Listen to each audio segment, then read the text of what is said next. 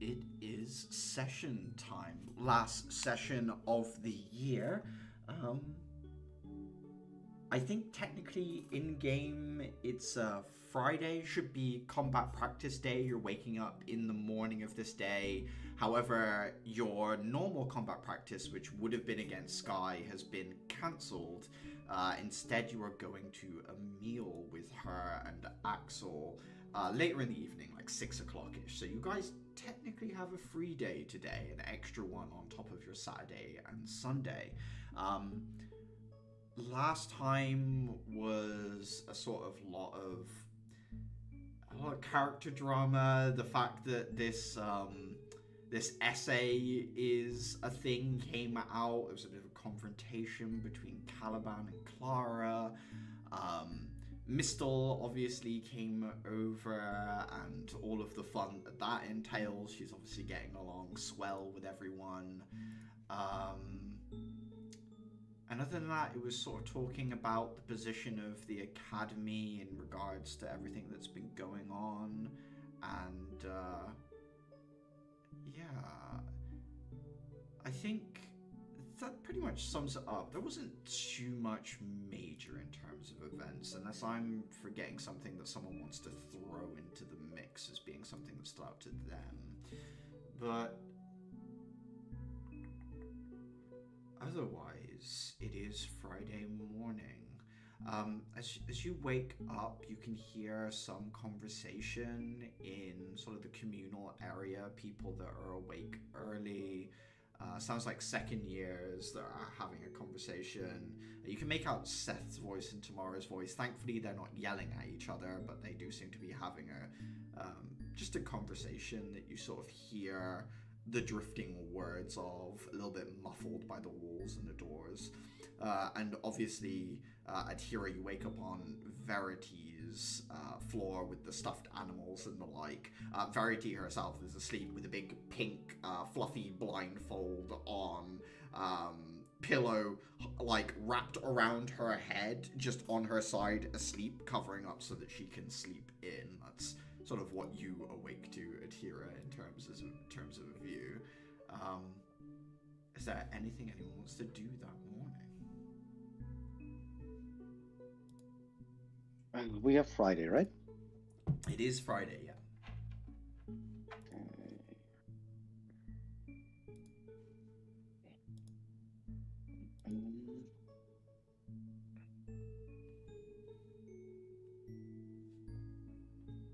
When's the meal? Like later in the evening, so like 6-ish. So you've got most of the day at present free to yourself, at least as far as you're aware.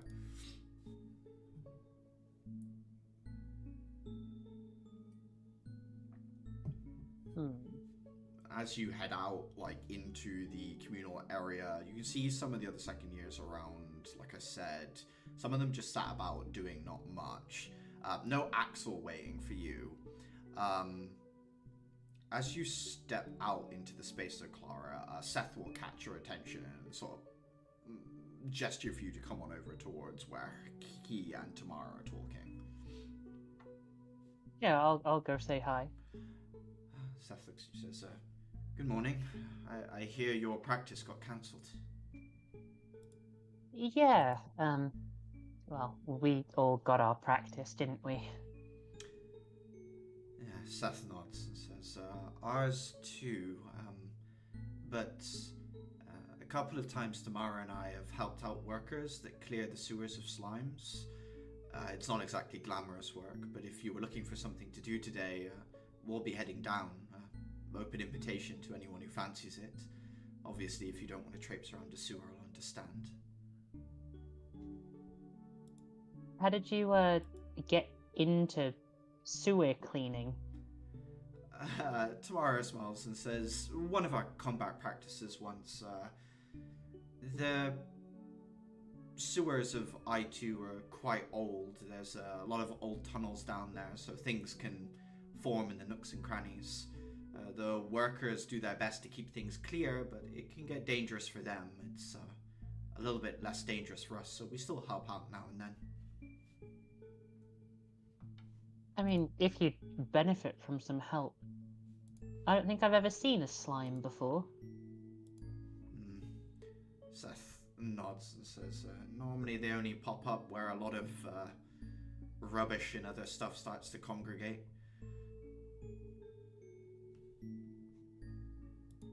Has... Clara starts a sentence and then thinks about it. Has anyone ever tried to keep one? Seth thinks about it and says, not that I'm aware of, no. They can be quite docile. Most of them just want to make more of themselves, but some of them are detrimental.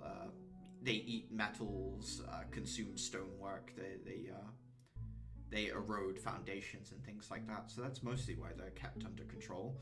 Obviously, they defend themselves when attacked, so that is an issue as well. I don't know, I'm just... Noctis and I spoke about this. I'm finding it difficult being away from home. There's no pets or animals. I'm not saying a slime would make the best pet, but I've got to start somewhere. Tamara shrugs and says, if you can find a way to keep it safely and, you know, clean up after or whatever, then I've got no problem with it. Maybe I'll get it like a reinforced mason jar or something.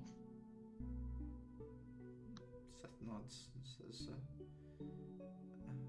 maybe one of the workshop kids has something you can use. I know that some of them have terrariums for exotic fish and other things that are brought back from away missions. Either way, I'll stay here until some of the others wake up.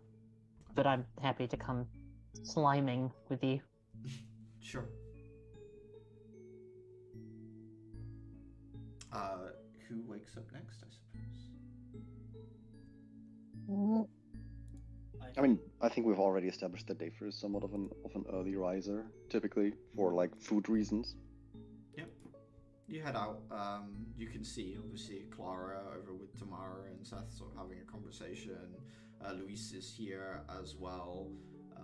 Looks like a few people are laying in with their impromptu day off, and some people are up doing bits and pieces.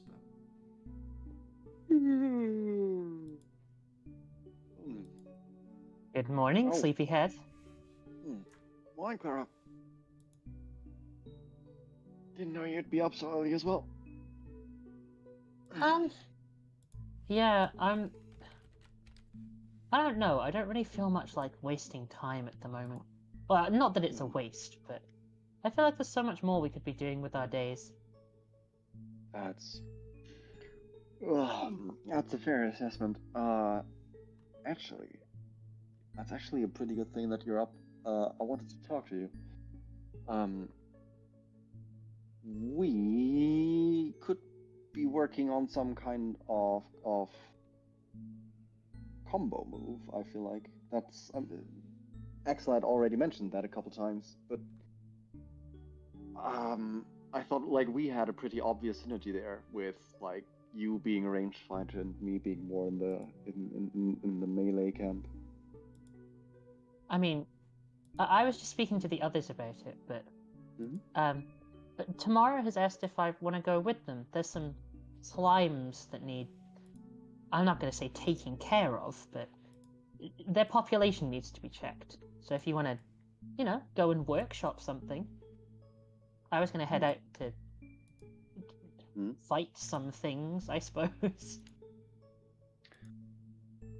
That's Seth and Tamara there, right?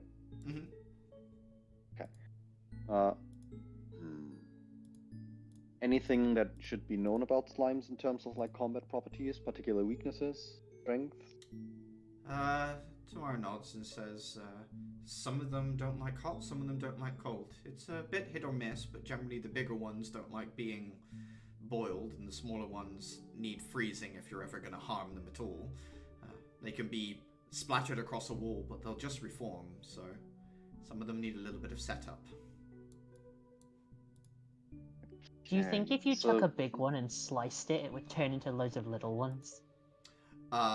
Seth stares off into the middle distance like someone who's having a Vietnam flashback and then nods slowly.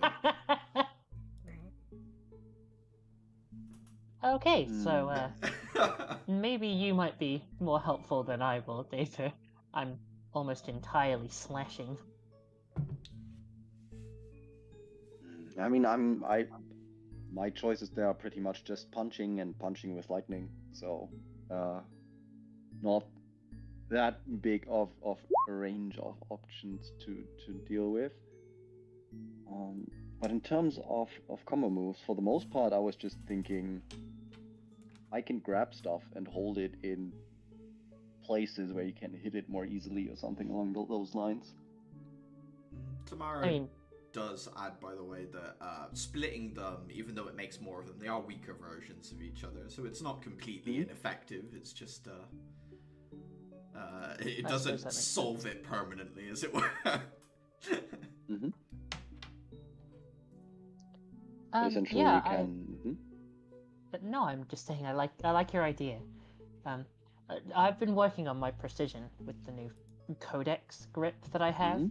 So if something stays still, I mean, there's a chance I could really do some damage to it. Yeah, if I could restrain it in some manner, then yeah, that should make it a lot easier to find like weak points. I mean, I am pretty like at that point, like the gears start turning into slowly waking up. Say, Dafer said, I have a penchant of like analyzing weak points on foes. If I can give you a heads up on that and make that particular spot, like immobilize it in some manner or way, so that you can hit that particular spot more easily. Well, yeah, a lot of my damage is precision strikes instead of the amount of. So, sure, I like that. Do slimes have any particular central point, a core of some sorts that could be hit? Or could be focused? Mara doesn't seem sure, but Seth will say, I believe they do, yes. Like a... kind of like a jellyfish in a sense, like a central organ, and the rest of it is a little bit superfluous, I suppose, but... And if I wanted to make a slime not move or make that organ visible in some manner, any ideas on either of those? Freezing it is my first instinct. Like I said, a lot of the smaller ones need to be frozen, and then they can be broken. Otherwise, they just sort of reform anyway.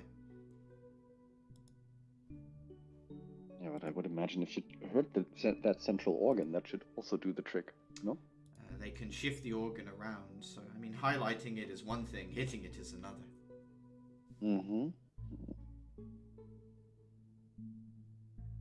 I mean, while that is true, I do have trust in Clara on that one. It's just a matter of being able to see it, I think. Tor shrugs and says, try it. There's nothing... I mean, other than a little bit of danger, there's nothing really that can go wrong, and the slimes aren't too bad. Yeah, there's also no saying that it'll be just slimes. There's more than that lives in a sewer, surely. Seth will nod and say, sometimes goblins. Oh, see, there we go. There's something to practice on.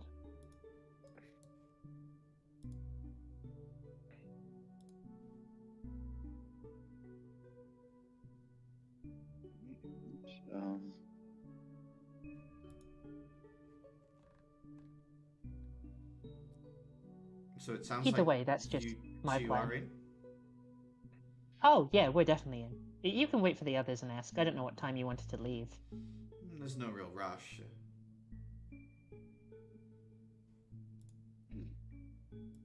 Okay, in that case, let me give me a moment. Might as well whip up some breakfast for all of us. Go for it. Seth steps aside and lets you get behind the counter. Kind of sits up on one of the sides. I think I might just make some sandwiches again, like more like richer sandwiches, essentially like toasted sandwiches with like eggs on both sides with like a bit of bacon in the middle, and some salad. Another breakfast sandwich. I guess the rest of the group wakes up to the smell of Dayfra's cooking, as you are slowly becoming accustomed to.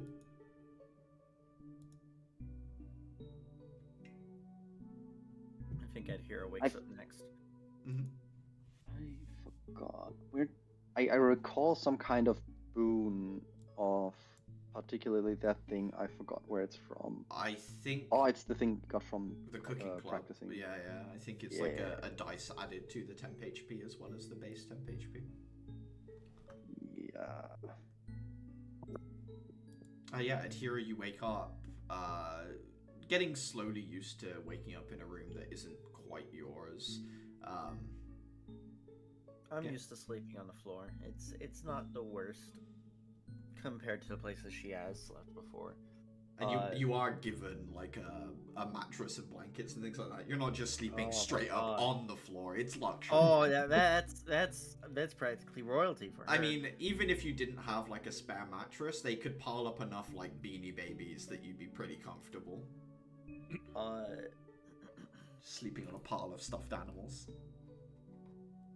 Probably wakes up, goes and puts on her makeup first thing, and then walks in, still somewhat asleep, into the main room, grabs breakfast, and flips open a book while she eats. The book in question, at just one glance, shameless. Can already tell. Shameless. Is this I can't remember, is this the necromancy book or? No, it's like young adult fantasy smut book. Okay. Trash. Trash. I was mentally flipping a coin if it was the Necronomicon or if it was smut. Okay. Yeah, it was either bound in human skin or like dinosaur love stories, yeah. No! Please tell me the title of the book so that we can figure out whether it would be obvious that it's smut or not. Ninjas of Love. God damn it. Oh god. You know what? Yes, it's Ninjas of Love. Oh, it's a bold choice to be reading at the breakfast table.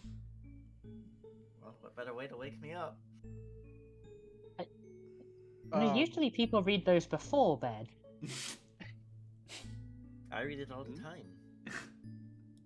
What are you talking about? It's just called Ninja. I mean, I'm not particularly familiar with the title, but it sounds like a romance novel. Tamara looks at you. Oh, it depends on your definition of romance, I suppose. Tamara looks at you, Dayfra, and says, "I'll tell you when you're older." I do try to keep this in my room, away from Verdi, because I have some weird feeling that if she just touches it, she'll melt. Luis looks at you and says, "I'm pretty sure you two should strike up a conversation about your taste in books."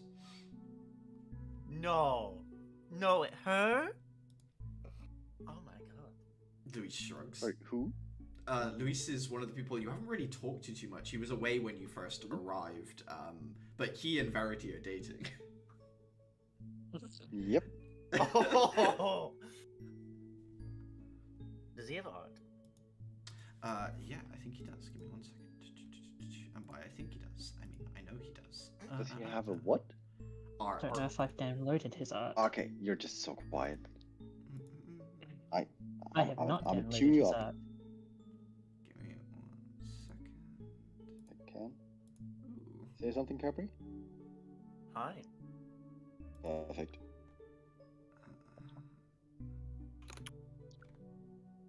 gosh. Sorry.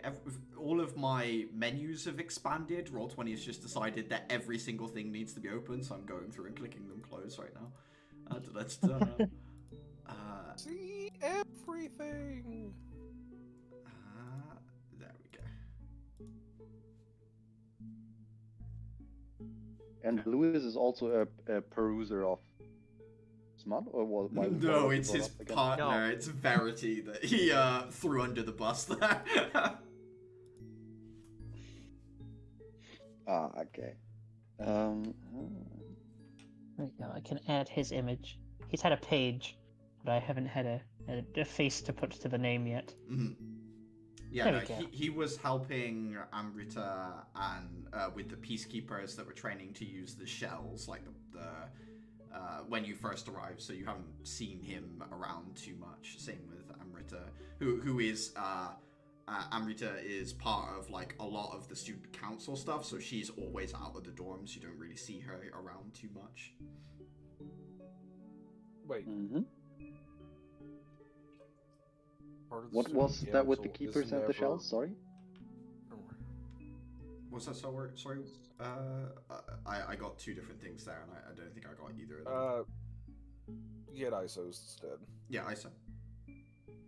Oh, what was that about? Like, Lewis was helping Amrita with peacekeepers and shells, and what? So some of the peacekeepers are starting to use shells, and he was doing training with them on how to use them, basically, like just teaching them about them in a general sense. And he did that with Amrita. When you guys first arrived and you met everyone, the two of them weren't there, so you haven't seen them too much. But Okay. That's why.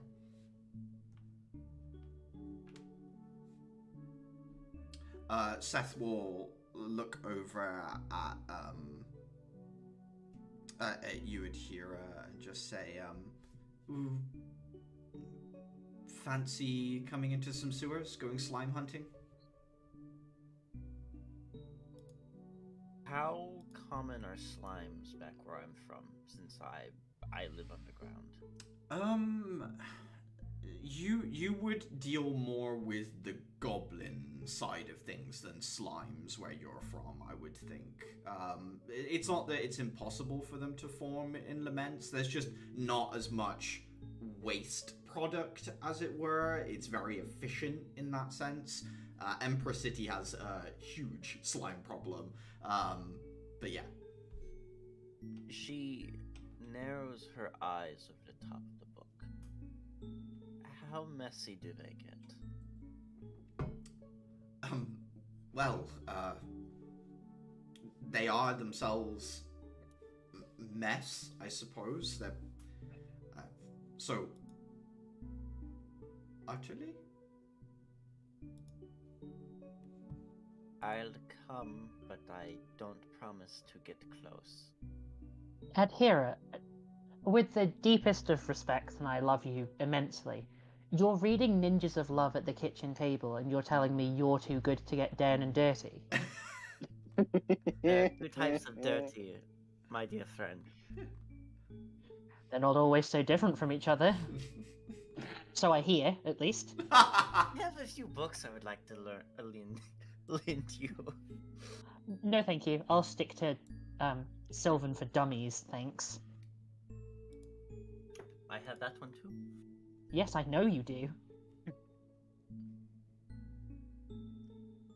She'll come along begrudgingly. Same question will obviously be offered to Caliban and Uther as you arrive at the breakfast table. I think Uther was probably like turned the corner with like the book on runes in his hand, like right as like the implications of down and dirty and slimes were uttered, and just stops, looks. The fuck are we doing with slimes? No, not... Oh, for God's sake. Or you know what? You get to learn a rune of, I don't know, slime making or something. I'm sure we can figure something out. If you're already only listening with 1 ear. I mean, what's going on now? Seth will look at you and just say, sewers, slime hunting. You guys, your combat practice was cancelled. Offer on the table if you want it. It seems like a few of your classmates are in. Width of typical sewer access point hallway?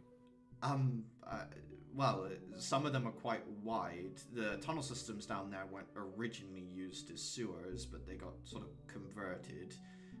So it varies between enough space for 2 or 3 people to walk side by side to single file, I would say. Okay, so I could swing my sword if I needed to. Oh, yes.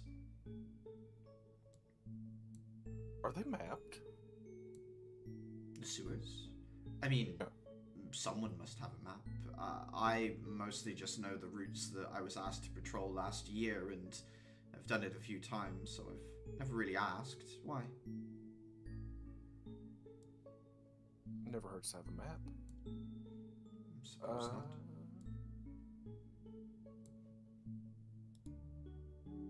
Looks killing look. Oh, no, go on. I was just gonna say, just killing slimes. Just, yes, making sure that they don't overwhelm the general workers that go down there. They're not too much of a problem for the workers if they're in small numbers, but the more of them there are, the worse it gets for them. Okay. Okay, sounds like everyone's in.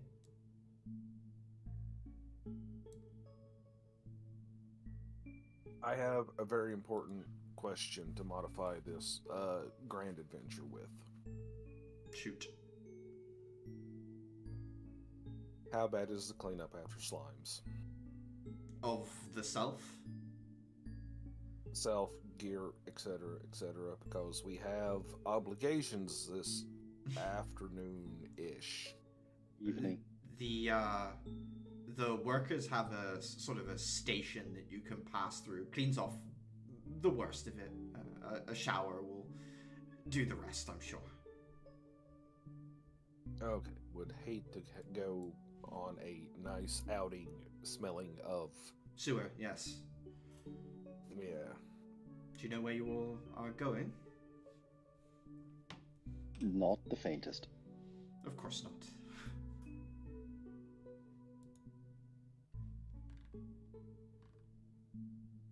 Well, we're ready, so whenever you are all ready, we'll head down, and then, yeah, shouldn't take too long. A few hours, maybe. Guess I'm gonna go get ready then.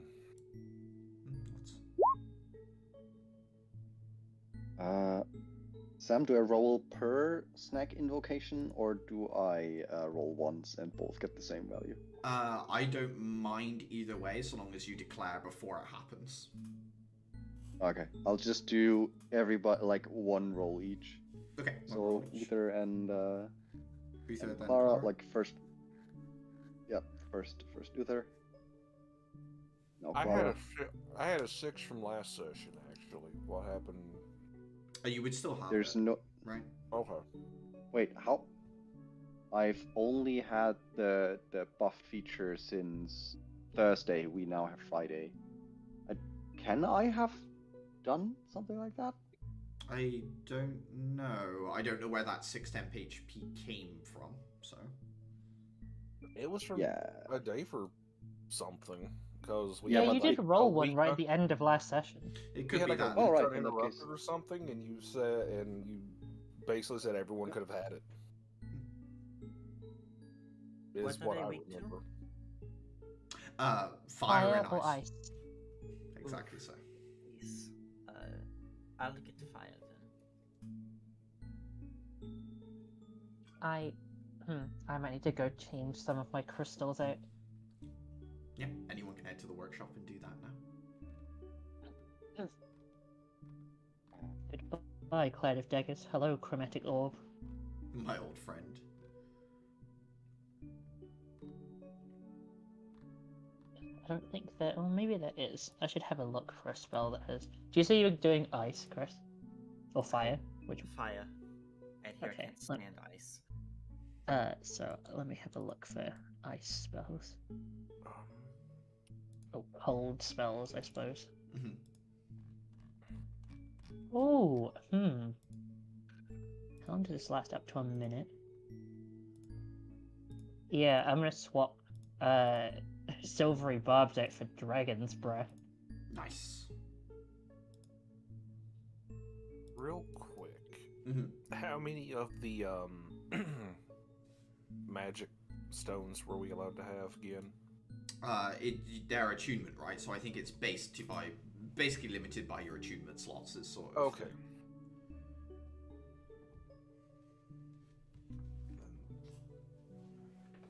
That's where you come from, and that's where you come. Okay. Let me pick a necromancy real quick.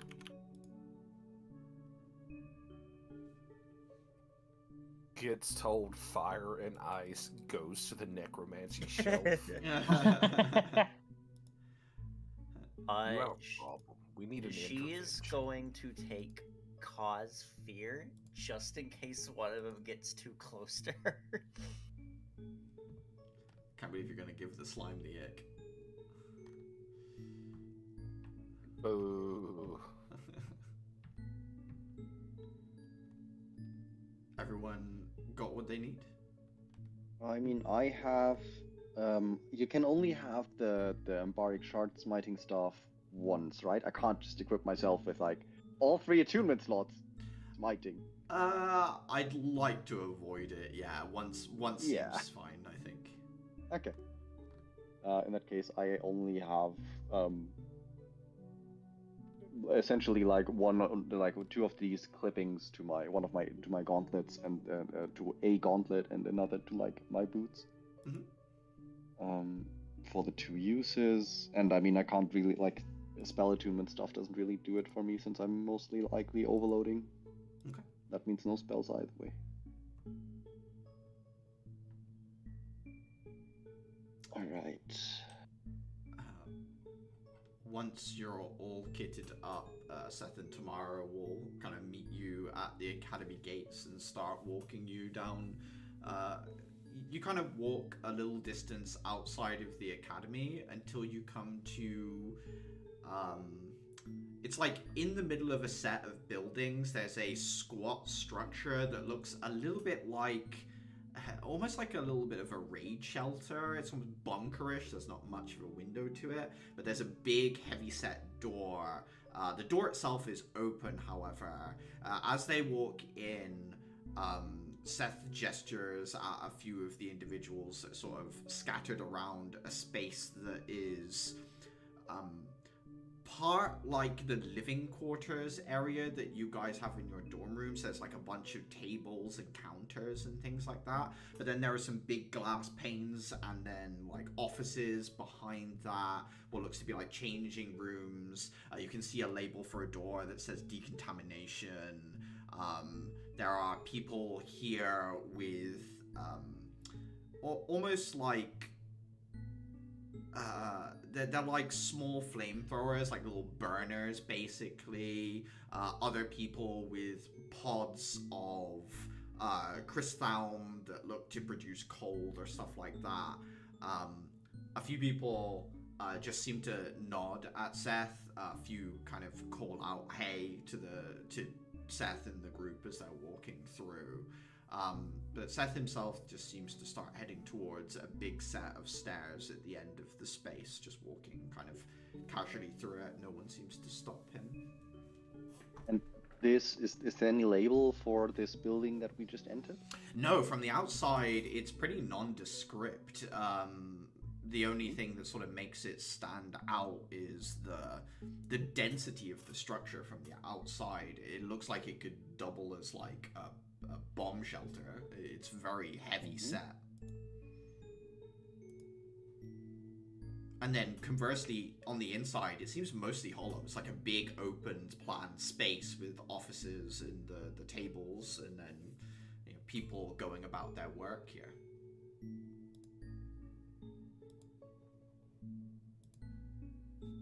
As we walk, I'd be somewhere near Tamara and Seth and be like, so what is this place exactly? sort of a municipal area, I guess. Like these are all workers that work in the sewers. They do maintenance on the tunnels that lead into the train sections and things like that. It's yeah, exactly that, I suppose. Why'd you ask? I'm just not familiar with what this building itself is supposed to be. It looked like nothing as we walked in, and I've not really gotten much of a clear vibe since then. I wasn't sure if this was just like... Tamara says, these people mostly keep the district standing. If the slimes got out of control, most of the foundations under the city would be eroded. Some of the metallic supports, and they eat the tracks if they're left loose and roaming. I don't know why they don't label the structure. I guess in some sense they don't want people poking around here.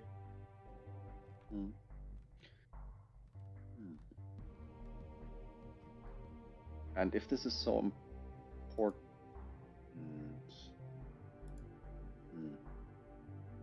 No, never mind. Let me guess. If this is so important, why are we doing it? Yeah, okay. Something along those lines. Says, important, yes. Glamorous, not so much, huh? Well, also, to be fair, like, I know some people wouldn't say, oh, it's proper, but we are kind of Empress Knights. That we are.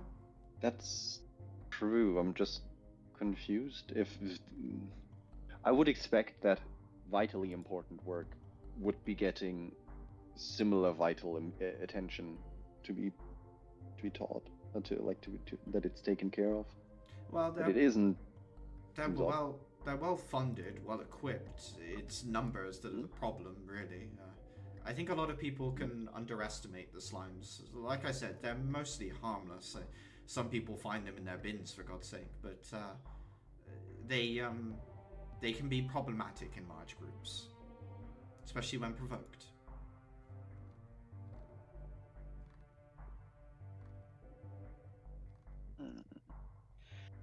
All right. Well, you are guided down like a set of stairs, takes you underneath the streets of I2. The architecture down here is old. You can see where it's been patched up in places, but the stonework is like hand carved before bricks were pressed and things like that. There are etchings and carvings in the walls in all sorts of different languages. It's been graffitied in other places as well. Some of it's quite beautiful, like frescoes of the early city, and in other places it is the usual sort of complaints about how things are, people's opinions. There are names tagged on the wall, and then, you know, it's been defaced underneath with "is an idiot" and things like that. It's a real mixture of old and new that sort of sprawls everywhere.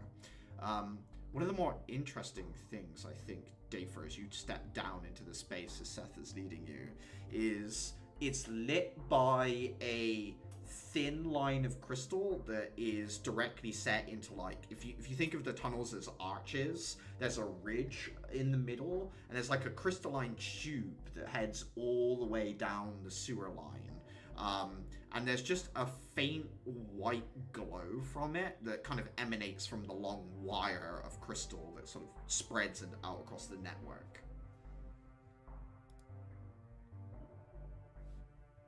And crystal or crystal? It's crystal, like as in quartz, basically, like a very clear quartz.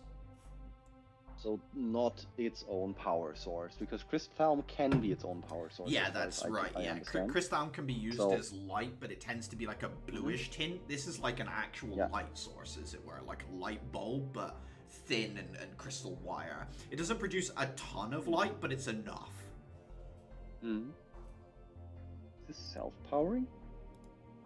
Like pointing at the crystal lights.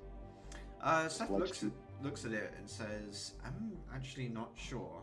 I've seen lights like this in other places as well, but I don't know the mechanics of it." Yeah, would be curious, but that no matter. As you can see, the tunnel sort of goes left and right from where you're stood. Adhera, you can see a little bit further in this sort of space. You're used to this sort of low light environment from where you grew up, as it were. So you can see a little bit further than other people in this space. But like I said, it's still dimly lit. It's still lit enough that you can see the edges of the walls and stuff like that. Is there anything in particular people want to do? Seth will continue leading you, but I'm going to be reading a bunch of the Lamshi graffiti. give me a perception check.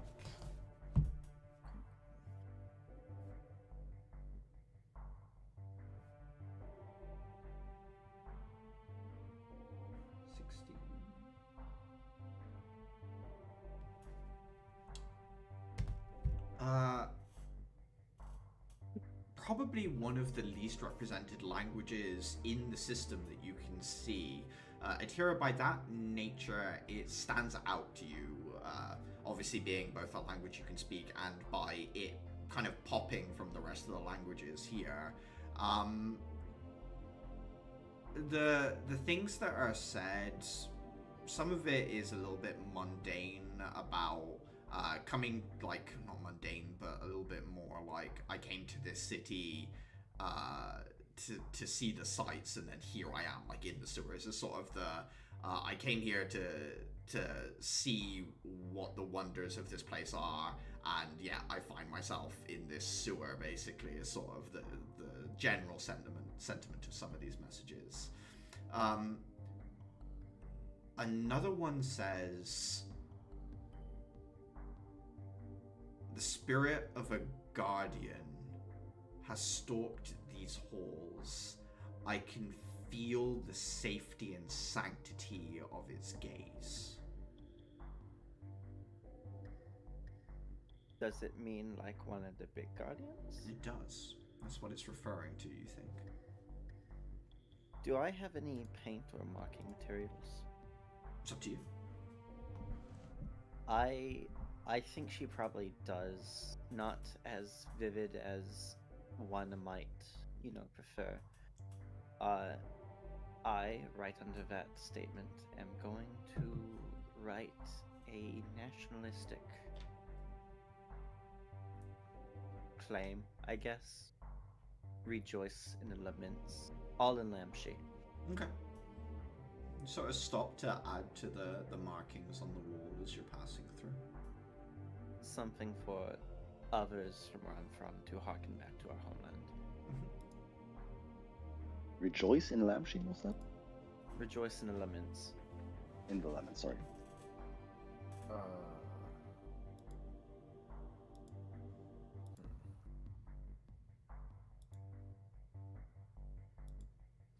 Would I see anything particularly interesting in like Thieves' Cant or Coptic? Yeah, give me an investigation check. Oh boy.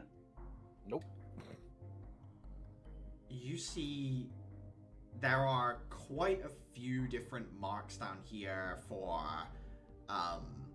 what you presume to be gangs that probably reside in the stacks. There's probably no end to people that use these tunnels for different purposes. On a 6, you see mention a few times of people making reference to hidden tunnels, hidden entrances and exits, but none of it is specifically marking something. It's more like, see you at the secret entrance, hurry to the, like that sort of stuff, just giving you the idea that it exists rather than telling you exactly where it might be. Alright, Uther is going to go back to just kind of sketching out a rough map for future use. Okay. This is not me begging you for a map, this is more of just the narrative note that Uther will have a map. I mean, I'll draw you a map of the sewer system. That's my jam. But yeah. Anyone else as you're heading through the tunnels? Anything that sort of you want to keep an eye out for? Or... I think Dafer would try to make note of any kind of environmental clue or the like of like things he could use that might give him an edge or be useful in dealing with slimes, or trying to see if any of what he sees might give him a hint on if their organs might be made visible, like if, I don't know, an algae grows on the walls that is luminescent. Mm-hmm. Or whatever the fuck. Give me an investigation check with advantage, since I think you've got that shell keyword in a sense. That is correct. I do have that.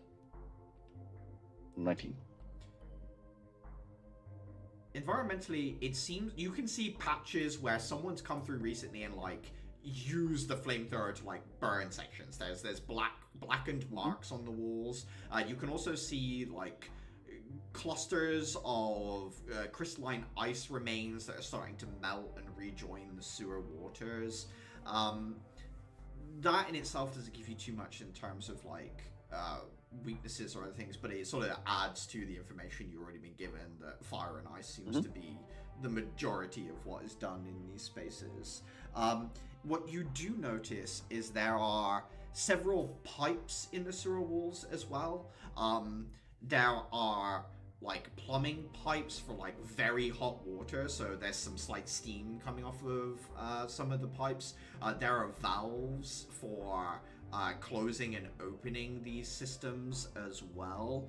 But more than that, you can see what looks to be a new set of lines that have been put in. Wiring that connects to ambaric nodes. It looks like the municipal people are starting to put electrical wiring down through the sewers at present. It is uncovered and just sort of exposed and live, and it's all on the left-hand sort of wall. 3 strips of copper wire and occasionally a box with an ambaric shard encased in it. I make note of that, and at some point also point out, so guys, I would keep away from that wall if I were you, unless you like electrocutions. Why? What does it do? So you might recall how I worked on these, and I like hold up one of my gauntlets where I have like one of the ambaric shard things attached. To shock the ever-living daylights out of my enemies. Well, imagine that current being like flowing through copper wires, entirely unisolated and unprotected on the walls. At that point, like at the wires on the wall. Oh. Oh, great. So this wouldn't place touch that isn't if I were only you. like kind of dangerous, but we've got literally active wires. Now, Yep. surely the I'm- wires are coded, right? I double check if it's not coded, but from what you described, it wasn't. Looking at them, you get the impression that they are live, and if you touch them, you will be electrocuted. Nope, no code. I'm beginning to regret this. Seth will say, those Sam. are new. They weren't here last time we were here, and that was what? End of last year? Just off the cuff, like, I have ambaric shard stuff. Mm-hmm. Would I, through sheer force of manipulating my shell elegantly, be capable of like touching that stuff and directing electric energy into an ambaric shard and like then punch something for extra powered smite over that also hurt me? It is, you have the potential for doing it, yes. Cool. But it would likely be something I am, that would be very dangerous to myself, I assume. It would be potentially dangerous to yourself, certainly dangerous to whatever you put the charge through into in the final section of this circuit, right? Like you could hurt Yeah. you could hurt yourself. You'll definitely hurt whatever you're targeting. Okay. I'll keep that in mind, since I can take that damage. So like hurting myself in order to hurt the enemy more is something that might be a viable option for me. Uther, the boxes with the consistent shards, give me just give me an intelligence check, Uther. Let's get these low rolls out of the way, please. Please. Natural one. No. You don't have a lot of experience with ambaric electricity, this new thing that's sort of come out of your homeland. Your first assumption of like keeping it even sort of makes sense, or it could be like it needs a certain amount of power for it to go like the distance, you know, like it needs refreshing or something. There's like a few different reasons that you can think of, but without knowing too much more about the mechanics of it, you can't sort of plot a definite on it. Yeah.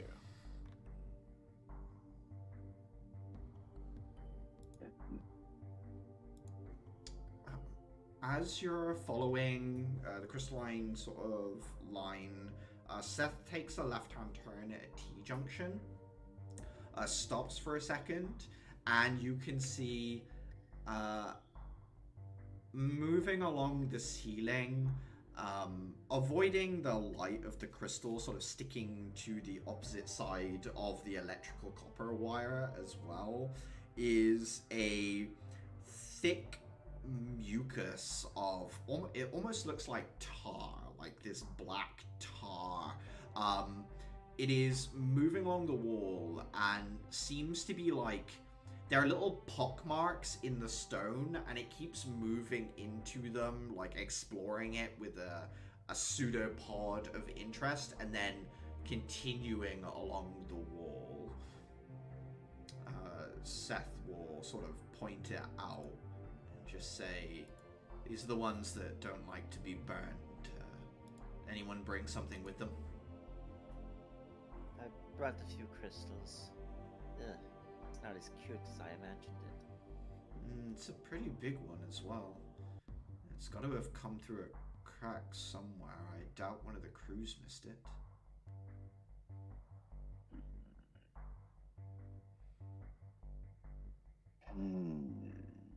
It seems to be mostly docile for now. Maybe we should surround it, and maybe if we all attack it at once, we can get it over and done with. Sam, using my shell keyword, could I try and figure out like weakness of that slime and or positioning of its central organ? Yep. And some tells to see where it is that I could give to Clara. Yeah, give me an investigation check with advantage. Okay, investigation 12. What you quickly discover is what looks to be a single entity is more like 5 or 6 moving as a singular entity. There are like 5 or 6 cores in here, which could be why it gives the impression that like being sufficiently sliced splits it into multiple creatures. It's more like re-separating the colony, basically, as far as you can tell, Dayfar. You can certainly highlight one of these cores to an ally, but taking out one won't be enough to finish the entire structure off, basically, is what you're getting from looking at it, Dayfar. But if we take out the organs one by one, then that might do it. Yes. Okay. Are there any particular tells that I could hand over to Clara and or Atira to like be able to more easily target them, make them out? Without some way of glowing or highlighting a section of it, you're going to struggle. You can obviously call out a rough area, which will help, but it's not going to do anything beyond give them, basically kind of like a help action, as it were. Probably an advantage would be the Okay. Okay.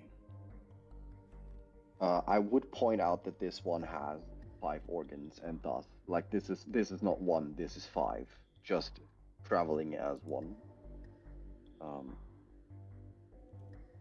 But I would also point out that I have trouble highlighting that without some kind of marking mechanism, of which I have none, because I doubt. I mean, I could try lightning, but I'm not sure if that would highlight anything. Okay. But yeah, other than that, I would mostly try to. There's no way for me to actually immobilize this thing, I don't think, because it's a slime. In that case, yeah. I think Dave would try to like coordinate with Clara and be like, "Hey, I'll try to point out the weak points and keep it away from you guys. You can see if you can't hit the organs." I'll give it my best go. All right. Tamara and Seth kind of go to the other side of it, moving carefully along the wall, not to touch the copper cable, but also keeping their distance from the slime to sort of cut off the other direction it can go. Seth pulls out a chromatic orb crystal, whereas Tamara sort of just raises fist, like straps the gloves on, and waits for kind of Seth to create an opening. Is there anything in particular you guys want to do as to prep before you strike it? I'd actually just try to like get close enough so I can make out some kind of area, and then like keep pointing that out as like ranged attack target for our friends. Unfortunately, I'm limited on how many times I can use the crystals, so I will just hold on to that for now. Mm-hmm. I'll prep Searing Smite and coat my scythe in flames. Okay. Ignites. I guess the question would be, is there a section that they would want to have cut off from the rest of it? Because that would probably be about the best I can do for it.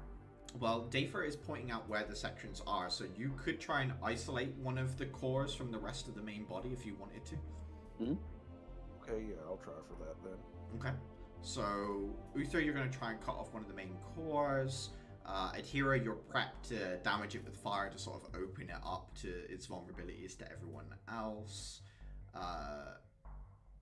Clara, are you just waiting to strike one of the cores pointed out by Dafer? Yep. Okay.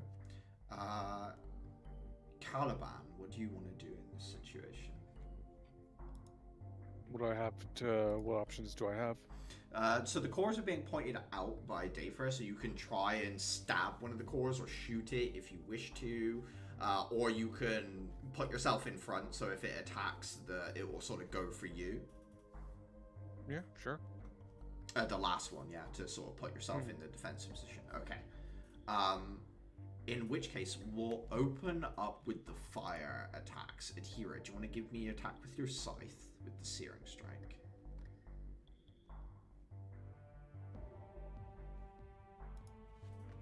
You do have advantage since it was being called out by Dafer, so you do get the natural 20.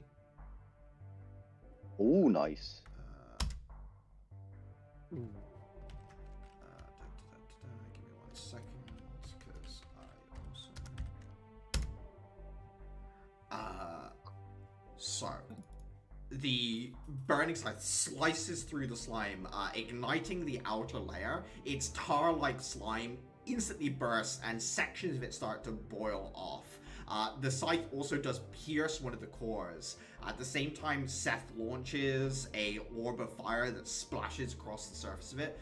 It is open to attack and vulnerable. Clara, do you want to give me your attack with advantage as well? Yes, indeed. Where am I? Here we are.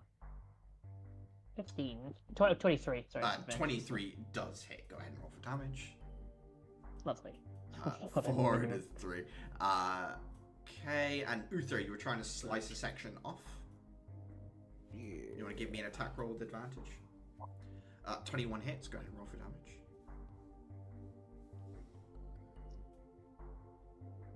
Jesus Christ.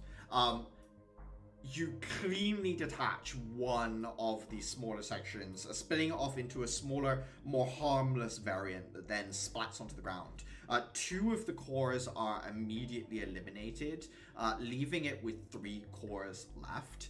At which point its pseudopods do spread out in every direction. Caliban, it will attack you. Alright. Give me 1 second.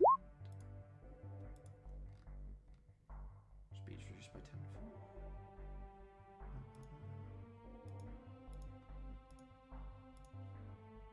10. 8 versus AC Caliban. Will not hit. And also heading towards Tamara. 8 also misses as both you manage to either parry or block the weapon. It will then... there are 2 people that targeted it with fire. Give me 1 second. I'm going to say 1 for Seth, 2 for Adhira. Okay.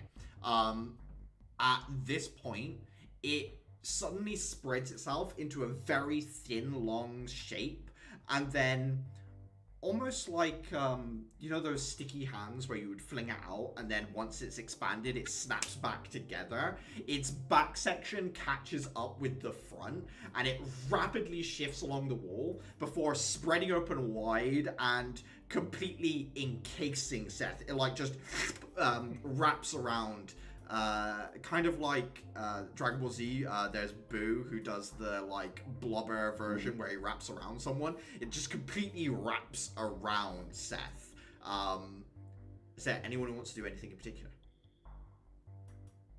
Be thankful that it wasn't me. God damn it. Can I do anything given that I was the one calling out stuff? It's shifted form now, so you've lost sight of where the cores are. They've all moved around. You can make another investigation check to see if you can highlight them again. But as of right now, during the movement, you just lost complete sight of where everything was. I was more asking whether I haven't expended my action by having called out at the start. In terms of actions, just think that this is a new round and you have your action again anyway. Okay. In which case... so we have Caliban dealing with 1, we have Seth engulfed in 1. There's a smaller one on the ground next to Uther. The bigger one has engulfed Seth. It's moved away from where Caliban was. The bigger one has engulfed Seth. That's right. And we have... I trust in Seth's durability here. I think I would try to look for the cores in his stuff. In the stuff that that is engulfing him, in order to like make it easy to point out. If possible, I would also try to like help with making it easier to hit, but I don't know if I have an option for that. Well, first give me the investigation check, and then we'll go from there. Okay, 12. 12. Yeah, no, unfortunately, with the way it shifted, the cores could be on the opposite side to you, where from like what you're viewing. You just can't see anything at this point, Dave. Okay, I believe that was my action. I don't know if I can do much more. Like, if I I would obviously try to tag things, but I believe my investigation check covered that. So you just want to get closer, or would you like to stay sort of a distance away with the rest of your party? I tried to get closer, be like a presence there. Like, obviously, if I could, I would attack, but no, that's not an action economy, I don't think. So yeah, Dafer, you try your best to find the cores again, but you can't quite do it. You get closer. Does anyone else have something they wanted to?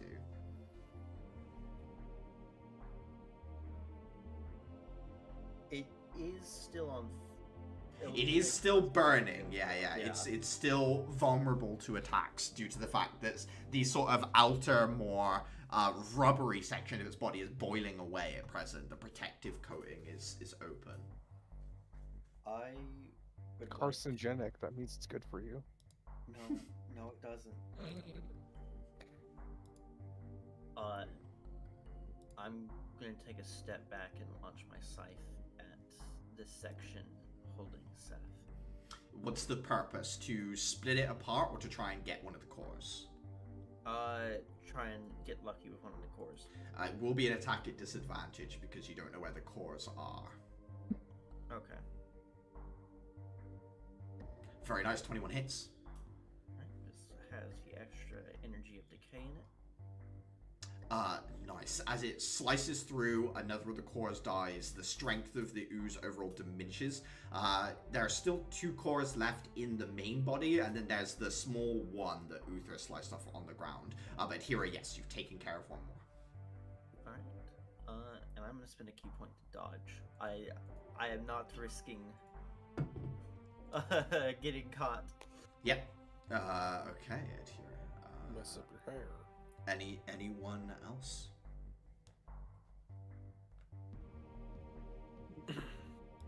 That Seth was like inside it. Yeah, it's like around, so Seth is sort of like inside this big engulfing black ooze orb. I'm gonna try and slice him an opening to get out.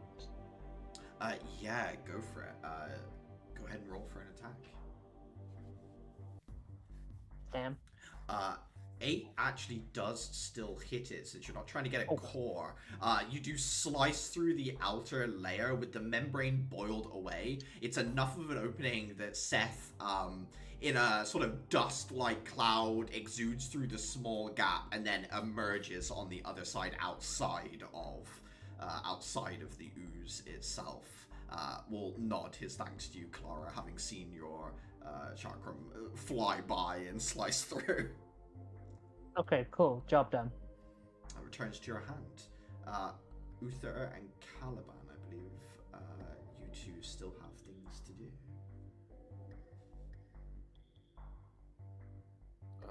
I would just be cleaving off another chunk of slime. Trying to split it into 3 smaller creatures, basically. That would leave, I think, yeah.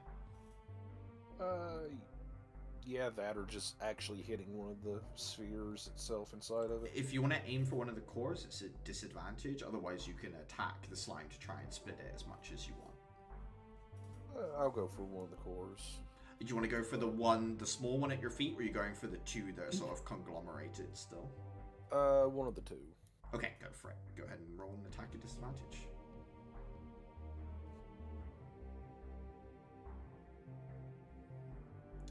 9 unfortunately misses a core. As you slide the blade through, you pierce past, and you watch as this, it almost looks like a,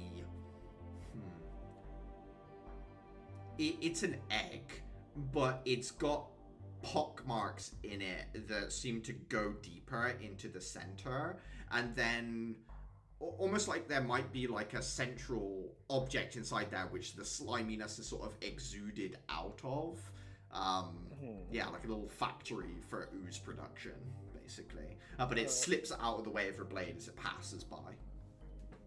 I'm gonna aim with my bonus action and end my turn. Okay. Caliban. So there's the big double ooze and then there's the small one. Big double ooze and a small one.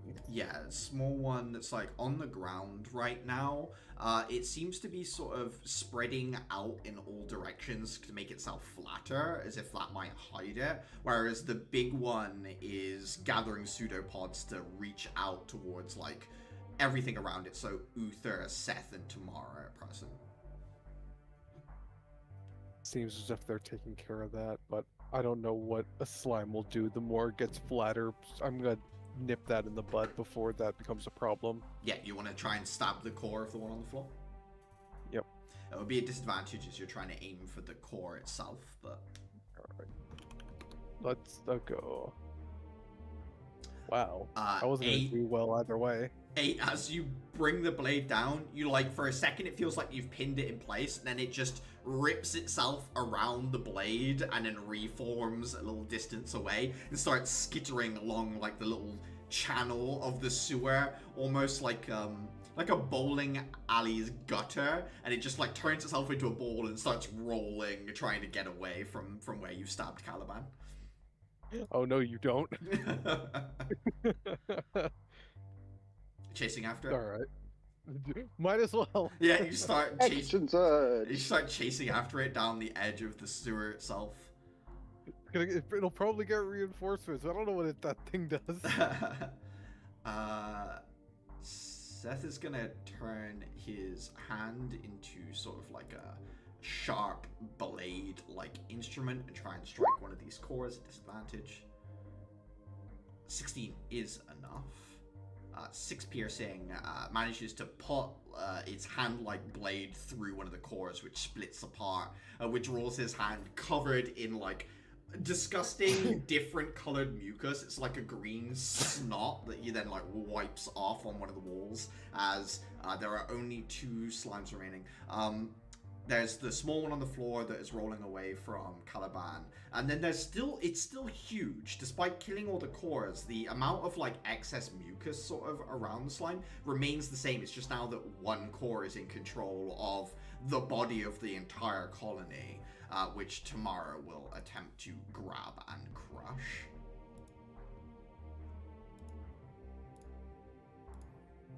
Uh, 19 is enough. She manages to reach into the center of the slime and sort of like Kalimar rip it out and crush it. It breaks apart, sending mucus kind of splattering all over the walls nearby, leaving only the fleeing bowling ball of ooze as the rest of the slime dissipates and sort of flattens out.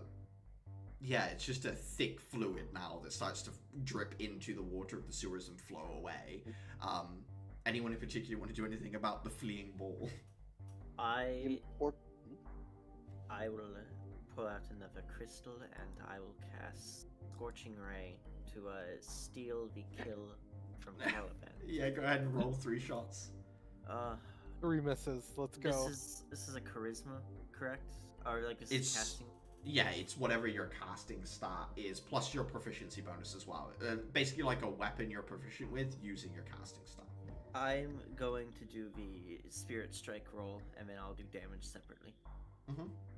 Alright, so first one. 15 hits. Alright. Scorching Ray. I need to remind myself what kind of damage this is. I believe it's 2d6 fire off the top of my head. Yes. Okay, so 9 on the first Okay, shot. so- Next one. 'Cause it's 3 rays. 11 would miss. last one. 22 hits. Does 14 hit?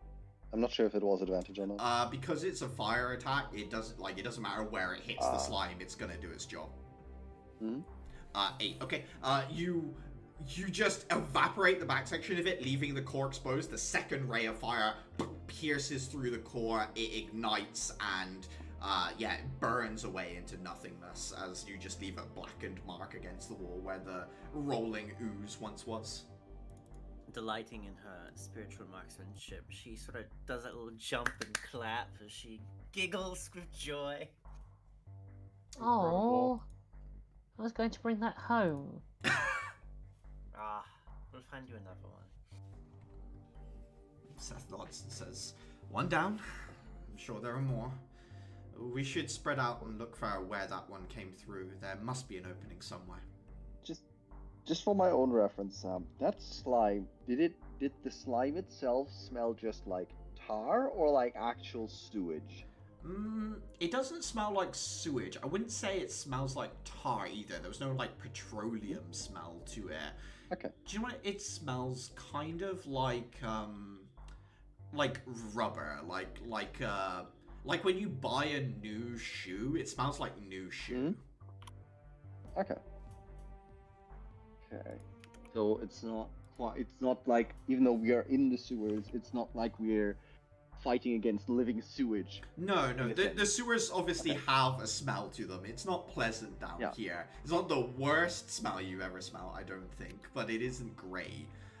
But yeah, the actual slimes themselves are not made of sewage, but just seem to form where sewage and other debris and rubbish Okay. seems to gather. Okay, in that case, my empathizing look to Seth is not quite as severe as it could have been.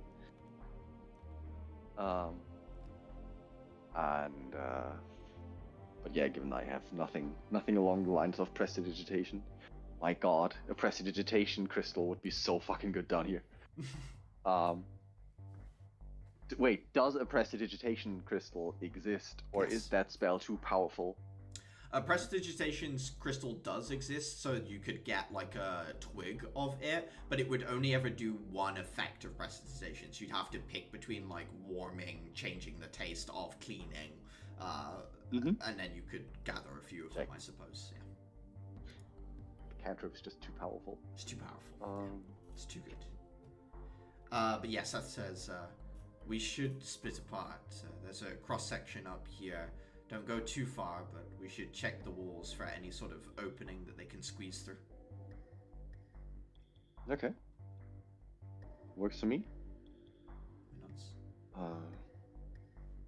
Clara, well, how did we want to split up? I intended to group up with Clara just so we can work a little bit more on our teamwork there.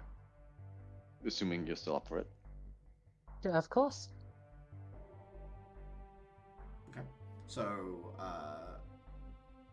Clara and Dave are heading down one of the sort of corridors. Is that the other three heading down the other one? You leave the second years to the forward direction? Sounds alright to me. Okay. The three groups split up, one going left, one going right, one going forward at the cross section. Our trio, is one of you in particular in the front sort of looking around, or are you kind of sort of side by side? The tunnel's wide enough that you could all walk in step, although technically one of you, if you did that, would need to be walking sort of ankle deep in the wastewater. Ooh. Dibs not on being it. If you wanted to, you could go single file down the side of the sewer that doesn't have the cabling, I guess, if you wanted to avoid that as well. That's probably the least hazardous. Yes. Okay, in which case, which one of you is in front, and which one of you is in the back? Who has the better perception? I think it might be me, due to just being used to the caves. Would you like to be first? Sure thing. And who's at the back, Caliban or Uther? I think I'll take the rear. Okay. Alrighty then. In which case, can I get a perception check from Matira, an investigation check from Uther, and unfortunately, Caliban, in the dim light, you'd have a perception check with disadvantage. Let's go. Matira's an 8, that's a natural 1, and an 8 as well.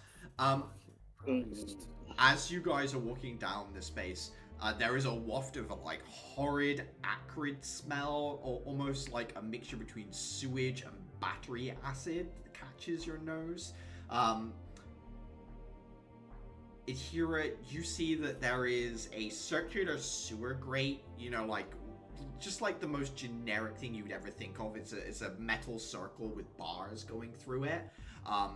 Something has just completely burnt through the bars in the middle, leaving it almost like, it almost looks like it melted from heat if it wasn't for the not charring, but like the brittleness of the way the metal looks. It's almost jagged at the ends instead of rounded like you would expect heated metal to look like. That's the thing that catches your eye at the front, Tira. Can I run my fingers along it and try and get a better sense of what caused this? you do take a single point of acid damage, but it is acid. As you run your fingers along it, it burns your hand slightly, and you realize it is acidic moisture, like residue left on it. Could this be another slime or something else?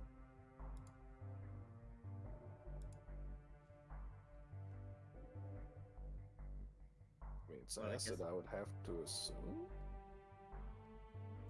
And obviously there is a dark space. This is like a overflow sewage pipe, basically, from what you can see, where if a different section of the system is backed up, it will flood out and through here and into this tunnel to sort of alleviate some of the excess. At present, there's nothing really coming through it. It's mostly dried out. It doesn't look like anything's flowed through it in quite some time.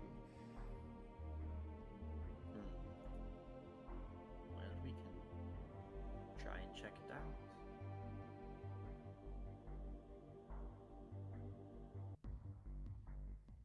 Out of the way. In order to get through it, there'll be a slight issue. You could maybe bend one of the bars slightly, or find some way of twisting the whole thing to sort of detach it. It looks quite rigid and rusted in place. It's quite moist down here, so everything's a little bit rusty, although it looks like it's maintained. That said, it doesn't look like anyone really goes down this way from what you can tell.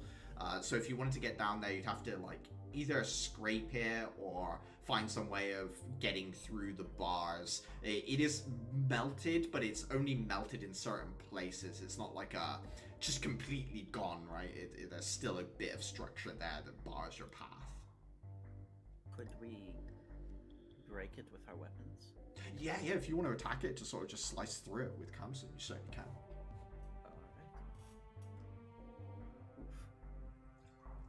Due to the brittle nature, you don't really slice through it so much as the impact causes it to snap. You send like a piece of the metal careening down the pipe, ting, ting, ting, ting, ting, like bounces down, makes a little bit of a ruckus that echoes. I would say that Clara and Dayfra, you're able to hear the sort of little bit of echoing metallic noise from Kamsen on pipe violence that occurred, but it does open up a space for you to head through.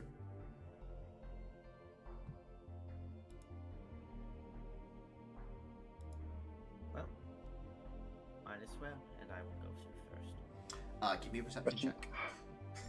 Question: how tight is that space, like dimension-wise? Like you described it great. Yeah, the overflow pipe.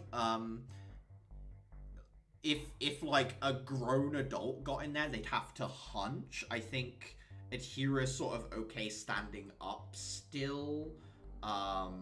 She's not tiny, but she's not tiny, but enough that like she's got maybe a couple of inches of clearance when she's stood up still. 20. You get a short distance down the pipe, Adhira. Are the other two following you, or are they waiting outside for you? Uther and Caliban. Wait, what? Adhira's gone into the opening that she's made. Are you following closely behind her? Are you staying a little bit back? Are you waiting for her outside? What do you want to do?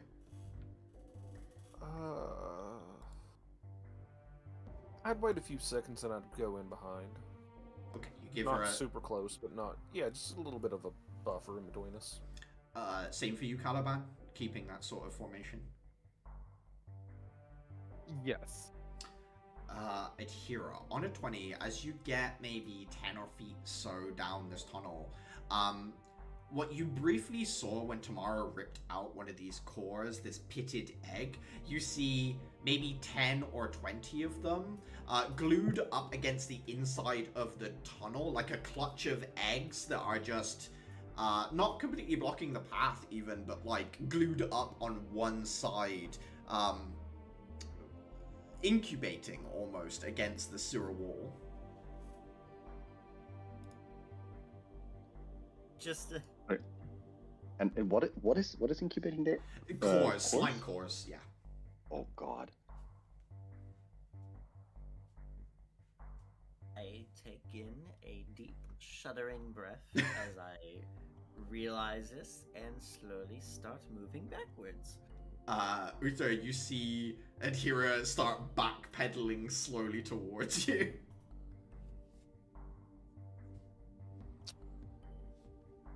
Well, that's a problem. Go get Clara. Tell her she can get as many as she likes.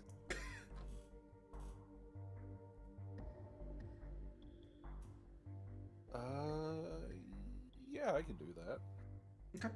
So you guys are gonna head back out the tunnel and go find the other group. I was going to use just a bunch of rogue movement to just zip the other way. Back towards Clara and Dafer, yeah. Okay. Meanwhile, so Clara and Dafer, you head right down the sort of the cross section. It's the same story. It's kind of 3 people wide. There's the cables on the left. There's the safer upper area on the right, and the sewer water. Is one of you in particular in the lead? Probably me. Okay. I have better eyes. In which case, do you want to give me a perception check? Would still be at disadvantage because of the dim light, but you can see. Natural 1. As you're looking around the space, you are distracted by the clattering noise of the metal pipe. But as you then sort of like swivel your head back in a direction, you catch sight of what looks to be like a mosaic that used to be on the sewer wall, and it's crumbled slightly, leaving an opening that isn't super wide, but more looks like a jagged crack. The kind of thing that happens that when a cave system has an earthquake and one section slips lower than the other. It's like a thin break in the sewer wall, but it's been left by this art piece falling over and into the sewer.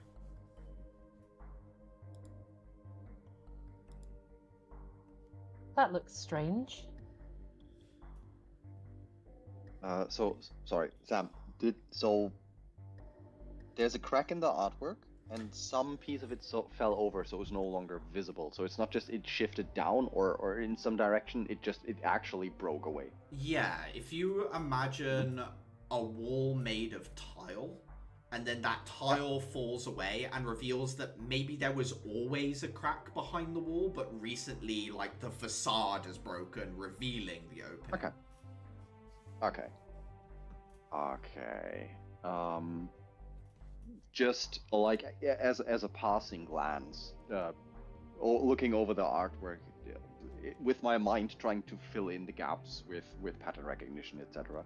Does this look like anything obvious, like, I don't know, the icon of the city or something, the artwork itself that was broken by the crack? Give me an investigation check. Not so much at advantage, just a normal investigation on this one. Yeah. I'm surprised I don't get disadvantage on this, to be honest.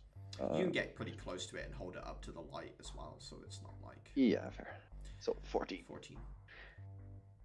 It's crumbled into many pieces. If you wanted to like get a full image of what it was, you'd have to like gather it up and then sit down and put it back together like a jigsaw Dafer.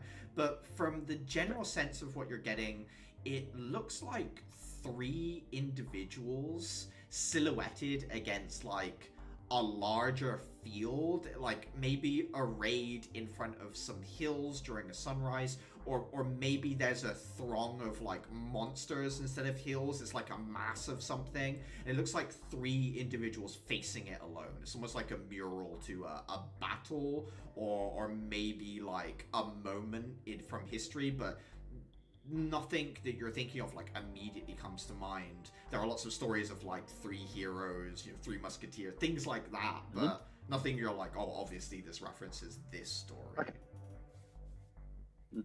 I keep that shelved for now, and then like try to look deeper into the crack itself. Do we have any? Don't have any light source on us? Not that I'm aware of. Sorry. Tactical mistake on our part. Is there anything like with the dim light in my back? Actually, I would ask Clara for help on this. Do we see anything behind that crack in the wall? Do the two of you want to go up to it and look through it together? Is that sort of the idea, or? Actually, I have a better idea. I'm gonna Okay. crush my find familiar crystal. I want to get a bat. Very nice. If we can't navigate, the bat can navigate for us. As you conjure forth this bat, it appears at first like hanging from your outstretched arm upside down, and you want to send it down the opening basically to see what is in there. Yeah. Closing your eyes, you can share your perception with it, right? So you can see whatever it sees, if I remember correctly. Yes. Okay. Eyes closed, as it goes through, you get like a weird echo sense view that it takes you a moment to adjust your mind to, because you don't normally see and sound bouncing off of objects. What you see before you, first thing you notice is you're glad that you didn't go sticking your head in the crack, because there is most certainly like an ooze that is filling that space. It's just a little deeper into the area, and it's almost like pitch black, mirroring the darkness of a space beyond. If you got in closer, there's nothing that would have stopped it from like reaching a pseudopod out and just like grabbing your face and pulling you in. What's more interesting to you, strangely, is with this echolocation, you can see beyond that. The sound penetrates through the gelatinous ooze's body and into the space beyond, which appears to be filled with like crates and other containers that some of them are empty, but some of them have things in them. And also there's like a frame on the wall, almost like a painting on the wall. You can't make out any details of the image, but you can tell that there is that framing there. I'm gonna report this to Doofo. Well, that's what I see. If we can draw this thing out somehow and get rid of it, we might be able to see what's actually behind it. It is at this point that Uther comes kind of dashing towards you guys with the news of the clutch of eggs in the sewer grate. Oh, yay! There's a big one here, though. Oh. I guess would- I'm going to get the others then. Yeah, I'd suggest we take care of this one first, because whatever is in those crates has me curious. Because, actually, wait, with the crates now having been giving us some kind of hint of potentially human intervention, I would like to take a look at the crack again and see if that looks like it, or if there are any indications that this was not just slimes eating through anything, but actually like humans breaking in from wherever the You're crates looking are. for like if tool marks or anything like that. Yeah. Is that okay? Yeah, give me an investigation check. You're doing exactly that. Investigation. 11. It is tough because it was a series of tiles and it's sort of shattered out. It very naturally wants to break in a way that might mimic like a hammer being brought to it. I guess what you see, you just don't have enough information, Dave, for on 11. I don't think. It could be either way, but unfortunately the material makes it tough. Okay, in that case, so whatever is in the crates might give us more information that could like give us an answer on that one. Okay. Yeah, I can't really tell if this. The crates seem to me like this might be more, so I want to look what is in there. Okay. You guys can obviously gather together and discuss what you want to do next, but it sounds like there's sort of a consensus that you want to try and lure out this bigger ooze.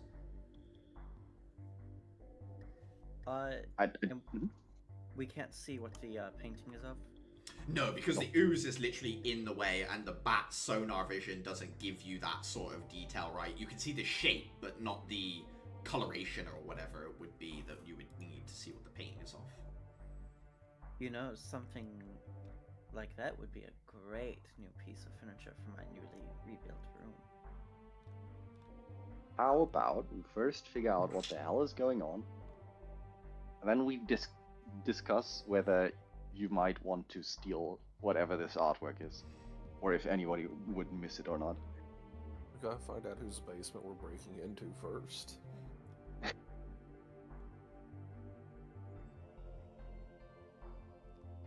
But yeah.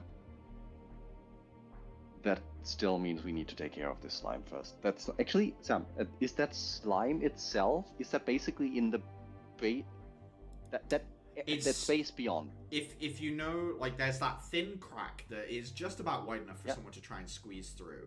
It's actually like wedged into that space, almost like you would with like a filler, basically. Like it's almost using its body to plug the gap between you and the space beyond. So there's like two spaces, and there's like a gap between, and it is in that gap between. Yeah, 100%. Yeah. Okay. But above and below? Yeah, like it's stretched itself into the shape of the crack, like, because it is, you know, basically a liquid. It just fills the space. Okay.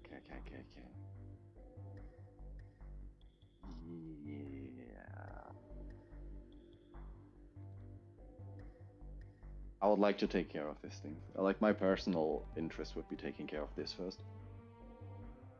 Yeah, no, that's Yeah, I agree. I just don't know how to get it out of the space. I don't know. We just.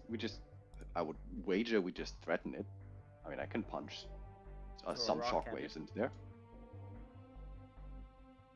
Okay. I'll try that and see if I can get some of its attention onto me, and I'll see if I can't point out more of the cores if they come out. And you guys try to focus that down? Yeah. So you want to just send a shockwave into it, basically, to see if you can get it to sort of defend itself. Yeah, go ahead and give me an attack. It's sort of wedged in there, so give me an attack with advantage as well. It doesn't really have anywhere to go. Okay, is here. No, not Rundia, sorry. Sooner or later. Main attack, yes. Overload, no. Attack. Gauntlets. That is terrible. An 8 still hits because you weren't aiming for a core in particular. So the force wave goes into the space, hits the fluid, and it's almost like hitting a plate of jelly with a jackhammer. It just wibbles. It sort of splatters a bit as well, but at this point it doesn't come out of the crack in like a thin line or anything. It almost spills out as if the other side of it was just completely filled with water. You see the coloration of this slime is different to the one that you fought before. This has like a gray metallic sheen to it, and it spreads out evenly across the wall and starts to essentially just make itself into a perfectly flat disc as it extrudes out from the crack. Is there anything in particular people want to do? I mean, I attacked, so I assume the rest. Sorry. Other than Differ. It has been lured out. I'll show my scythe and see if acid or decay does anything to it. Okay. Swing the scythe at it. Ooh, 10. As your blade gets close, you feel a sudden attraction, at which point the sort of ferrofluid ooze attracts to the scythe blade, and you suddenly find the ooze stuck on the end of your weapon, and instead of a disc on the wall, it takes the shape of your scythe's head and starts making its way down the handle towards your hand slowly. Ah! No! I am going to attempt bonus action unarmed strike and sort of bring my scythe low and my leg up high and do a key empowered strike. Yeah, go for it. 21 hits. Go ahead and roll for damage. You do damage creature. It doesn't seem to worry about the acid so much, but the energy within your blow from your shell does ripple through it, sends a section of it splattering across the wall that doesn't reform. Yet, in a general sense, it still remains magnetized to your weapon and is still making its way to fully engulfing Kamsin at present. Is there anything anyone else wants to do?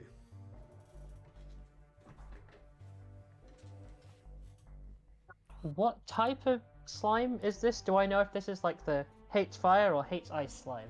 Ooh, The other one hated fire, which leads you to believe this one might hate ice. You can give me a nature check, of course, if you'd like to try and puzzle it a little bit more. I will try and puzzle it a little bit more. 13. 13. It seems a little slower, a bit clunkier than the other one. There's a bit more substance to it. You don't imagine it would boil off, which kind of, again, lends you towards thinking cold is probably the way to go. Yeah, I'll take out my chromatic orb crystal and try and throw a cold one at it. Yeah, go for it. Crack open a cold one with the boys. Crack 29. open a boy with a cold one. Concern? Adhira, you watch as obviously the ball of growing cold ice negative heat energy begins to emerge from the crystal.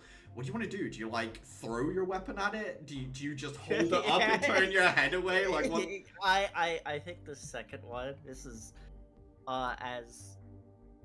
Do I feel the cold from this distance? Yeah, I think all of the warmth from the area kind of gets sucked away as whatever. I'm not sure actually.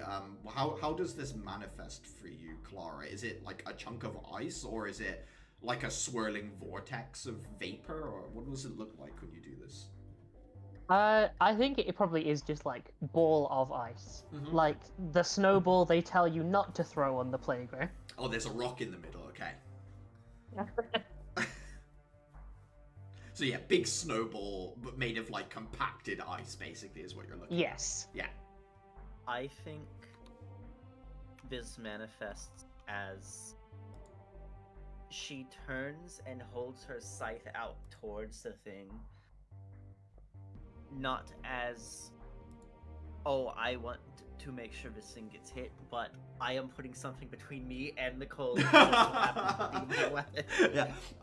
It slams into the ooze, and like the T-1000 frozen in cryogenic liquid, it becomes very brittle, stops moving down the weapon towards your hand, but is now vulnerable to being attacked. I believe Uther and Caliban, you're still open to do things. There's the brittle ooze all over Campson. What would you like to do?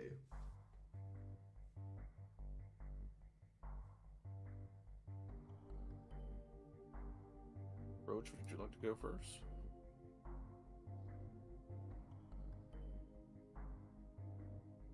Ooh, we lost Roach. I don't know. Are you muted, buddy? Uther, when you go first, we'll see if Caliban Alright. stops licking the wall. Could I swing my sword in such a way that it kind of slides down the shaft of Adhira's scythe and kind of peels it off? Yeah, you want to like shear a section of it away from the weapon. Yeah. Yeah, go ahead and give me an attack with advantage, as it is frozen in place. Advantage. Very nice. Go ahead and roll for damage. Nice. I'm just going to go ahead and post this real quick. You score a critical hit. You grievously wound it. Disadvantage on all attack rolls. Very cool. And big numbers. You slide your blade up the handle, slice up towards the center. Blade goes through the core of the slime, and then the vibration of your big heavy blade hitting Campson kind of ripples through the weapon and just shatters the slime, sending chunks of it everywhere. And at that point, it just seems to, as it warms back up, doesn't reform. You have slain the slime in a single blow. Oh.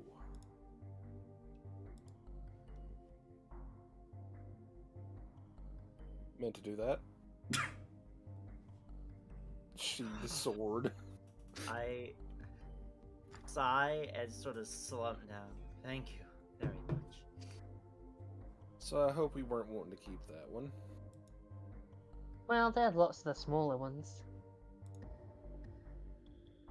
I am Nope. Keep that one for later. So, crates. Frame. Let's see what that's about. And I I will would. slip through first. Atira, you slide Okay. into the space. Give me a perception check, Atira. Loot. Oh, neat. No traps then. The framed image on the wall isn't what you first expected. There's no grandiose artwork here. It looks like a map, but it doesn't seem to match up with what you would expect like a sprawling sewer system to look like.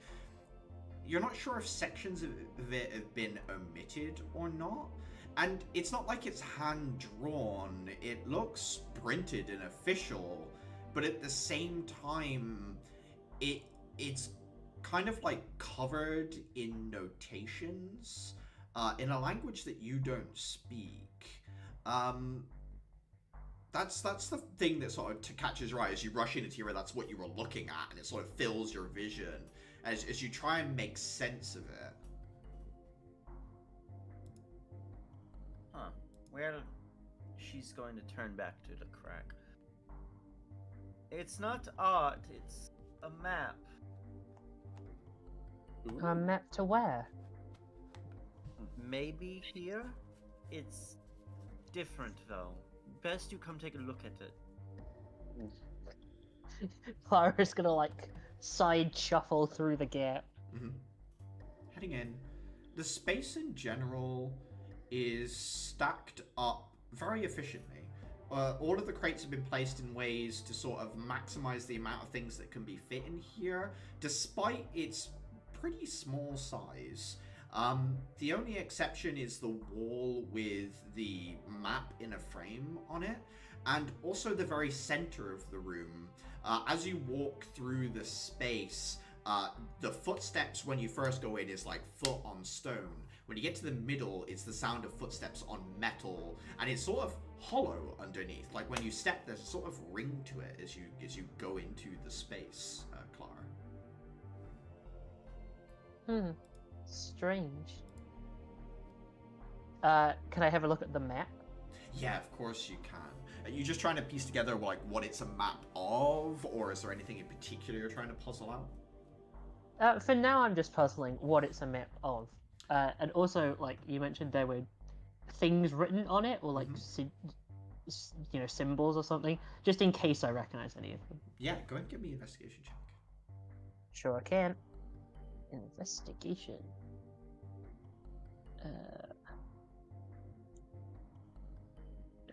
My rolls suck. As you're looking at it, two things become sort of obvious to you. One, this is some sort of official map, but it's old. Whenever it was made, maybe the sewer system was less complex, or something like that. Like you're looking at it and like some of it matches up with what you've just gone through. Some of it really doesn't. The notations are still in a language that you don't speak. The only thing you would say is some of the grammar markings look like grammar markings from your home, from Heaven's Pillar. Katafot, I think is what it's called. I can't Yeah. It's the same, it looks like the same grammar and sentence structure, but the alphabet, the actual letters themselves, are completely different.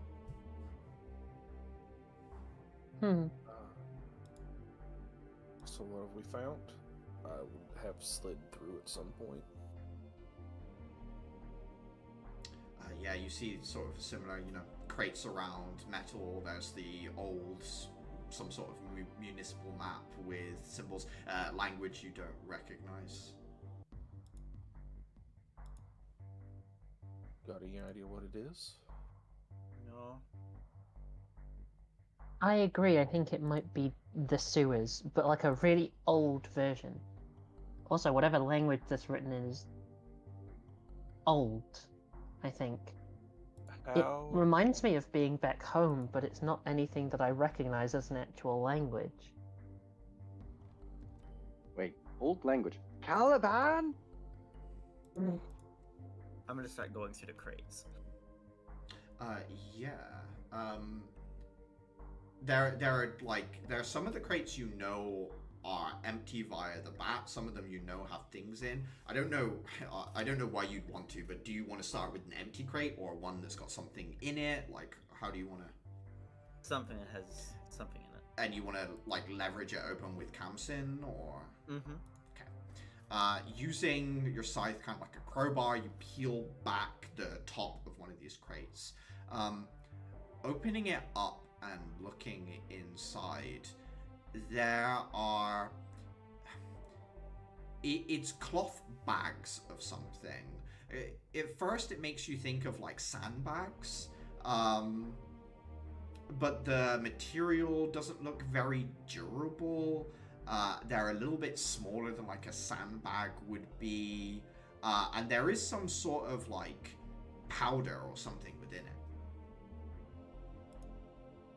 I would like to untie one, open it up, and see what this powder could be. It is a purplish, like iridescent sheen dust. Sort of reminds you of ground up amethyst, which is sometimes used for like decorations. Lamshi murals will sometimes use it, especially for illustrating ocean. But it's not it's not crystal as you're looking at it. It's way too smooth, way too light. You also notice that as you expose it to the air, it vapors a little bit. Like some of it begins to let off it's like a sweet smell, almost sticky even to just smelling it. She sniffs and then turns back to the others. Well, I hope somebody knows what this is because I'm awfully tempted to put a bit on my tongue. Please don't. This kind of stuff typically isn't healthy for you. Do you mean typically of what? Sewer gem dust? Is there a regular thing that is common enough to be typical? No, this seems more like a basement kind of thing, and given it doesn't appear to be like a kind of official basement, I am more inclined to think of drugs. But trafficking. I put some on my tongue. Oh, no. Ed, here, I need you to roll me a D100. Oh, no. diarrhea. Fucking diarrhea. Now get it. 29. Give me 1 second. Hit yourself now. Oh, God. Why'd you have to say it? Favor only heard bad things from the city. Loose morals, even looser carriages everywhere. As you put it on your tongue, you don't taste anything. The smell is the overwhelming sweetness. It's like a sticky incense, and as it's on your tongue, it vaporizes more and sort of spreads up into your sinuses. As you breathe out, purple smoke drifts down from your nostrils, and it kind of seeps up into your skin. Purple lines start to spread past behind your eyes. At which point, as you're looking around, you start to see the cardiovascular systems of your companions. You see the flow of blood going around their body, the central core of the heart beating. All of it highlighted in clear purple, beautiful. They almost turn into like a living diagram of a nervous system and capillaries. The lungs are bursting with color. So there is that moment of silence as after Dather says drugs, and then Adhira turns around. What do her eyes look like? Are her pupils dilated? As you turn around, there is no whites of your eyes, no irises. It is a smoking purplish color that has replaced them. I just say, I think Datha's right. I've got both. I mean, I know a lot of like plants and things come from Heaven's Pillars, and like Clara has a medicine proficiency. Is there any chance I can try and figure out what she's taken? Yeah, you can give me a medicine check for sure. Lovely. 13.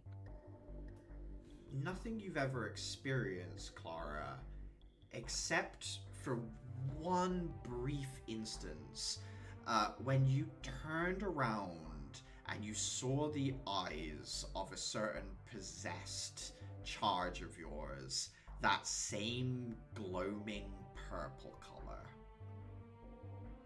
I see.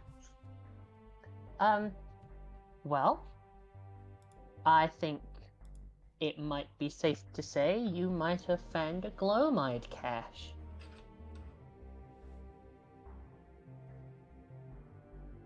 They would use something this old? Well, They maybe might. they are this old. You should see what I'm seeing. No thanks. I'm already on dubious enough terms. There's places in the city I can't go, let alone if I'm drugged up. I don't feel any sort of lethargy or disconnect. Like, there is no high, is there? Give me an insight check. No lethargy, no fogginess of the mind, but as you stop and you quiet everything and you sort of check through how you feel, there is a whisper, a sort of babbling.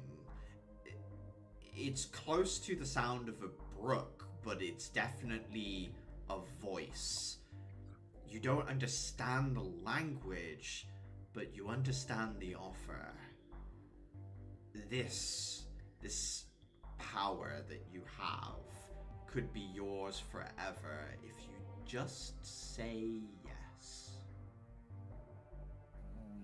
Say no to drugs.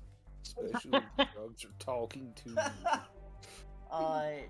Distinctly different from Terminus, yes? Oh, yeah. Does she hear Terminus still is the important question for me. You still feel your connection to Terminus? Okay. I'm declining in the moment, but she will. There's no individual that takes your offer personally, no backlash against this thought of declining.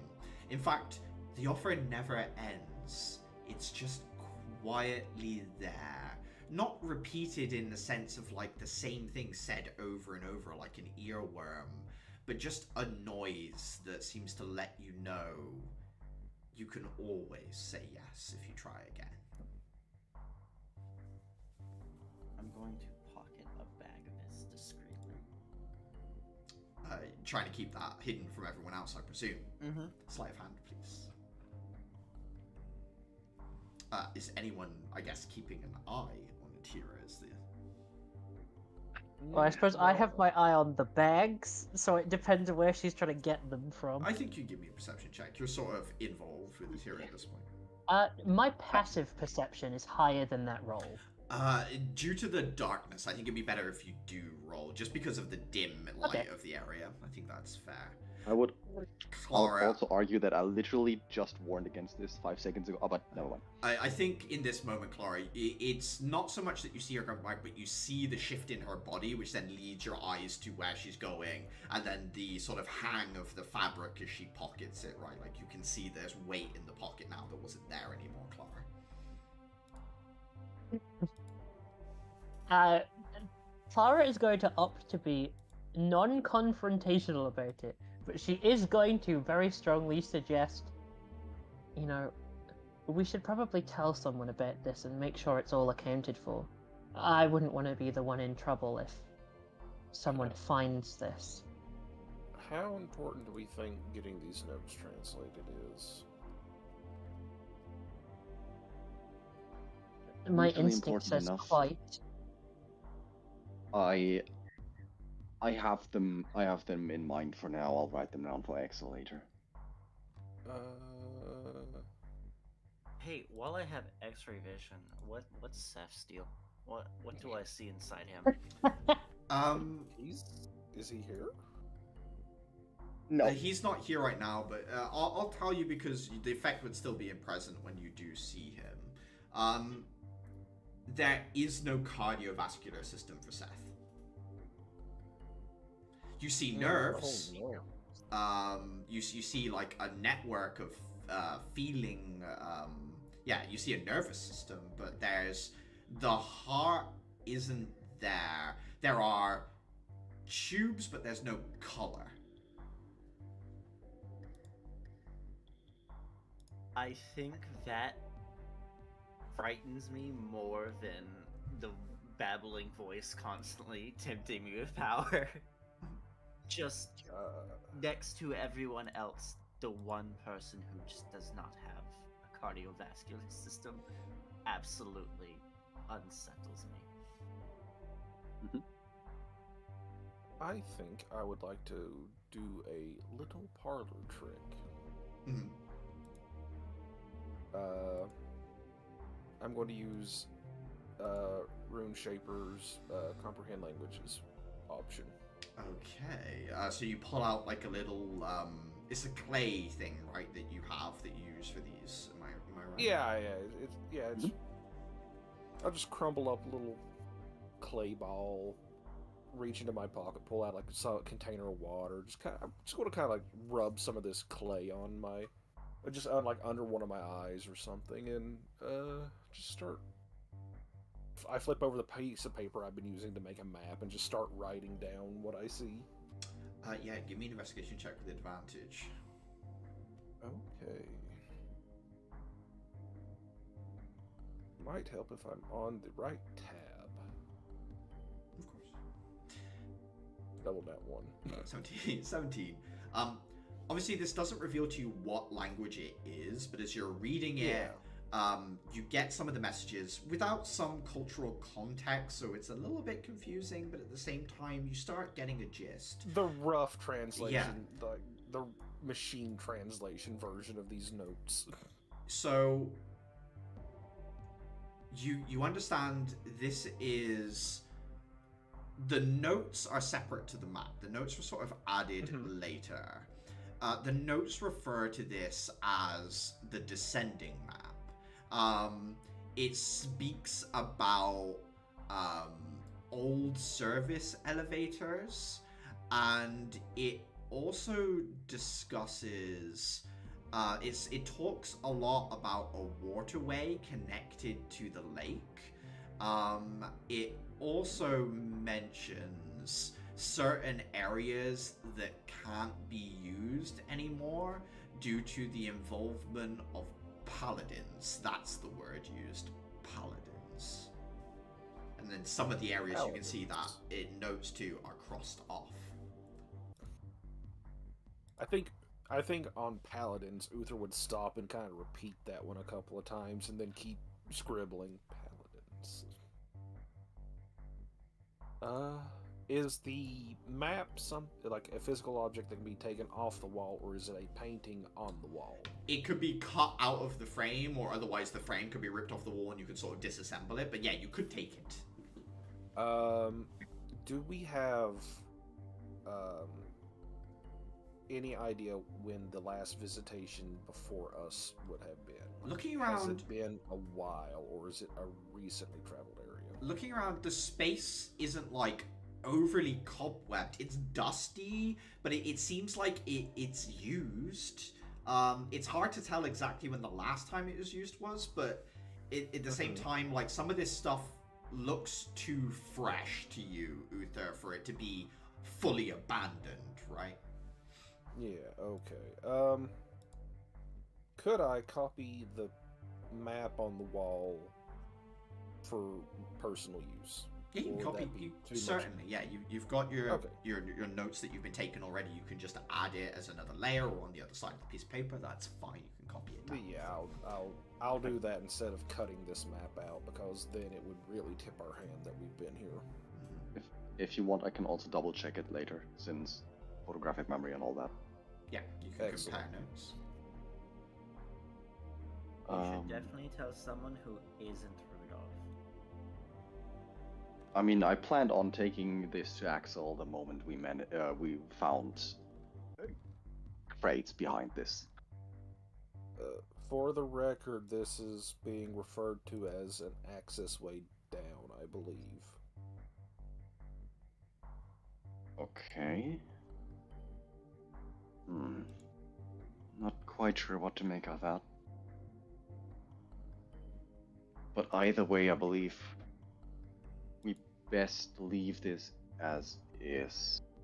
As is, it can potentially be used for ambushes and the like on unsuspecting people.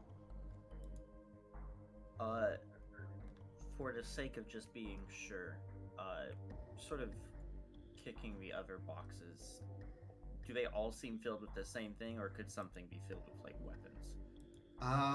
Not all of them seem to be the same weight. It's a little difficult for you to know exactly what's in it just by, like, sort of kicking it. But there are variations, I would say. Okay. So not strictly all drugs. It might be, there might be different amounts of it in there, but again, like a customary, like, kicking it to see whether it's all the same. It's not quite all the same.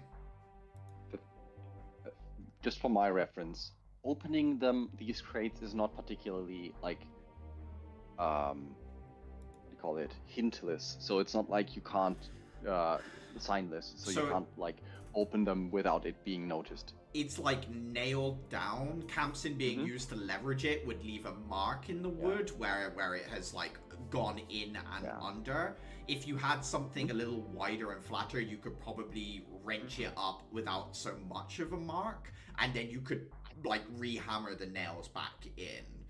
So the only mark that sort of is visible is that slight notch that has been created with Campson. It's quite a small mark, but it is there. There could also be benefit of the doubt that it may have been one of their own trying to get more. Sure. I mean, it was more like for one crate, I doubt they'll notice. But if every single crate or like half the crates have this kind of thing, then it starts becoming noticeable. Yeah.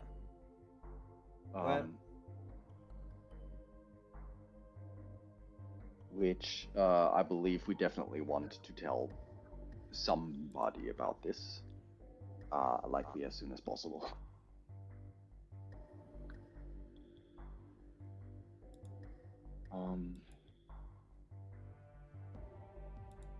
Yeah, I don't. Personally, I would just go back to Axel by now. I'll be honest. Was this the only access point to the room, or was there, like, a door or something? Looking around, Uther, there is a door. It's very heavy set. You don't see a handle. It's metallic. The only thing on your side is like a slidey thing that you can open up to look through. The kind of thing where someone would walk up and, like, check to see who was on the other side.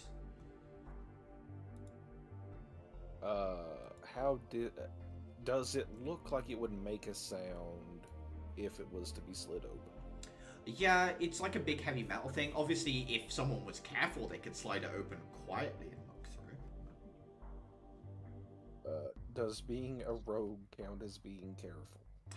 You can give me a sleight of hand. Not always, but... Brute forcing. Do we think it'd be worth brute forcing a sleight of hand to see what's out there? Sleight of hand seems smarter.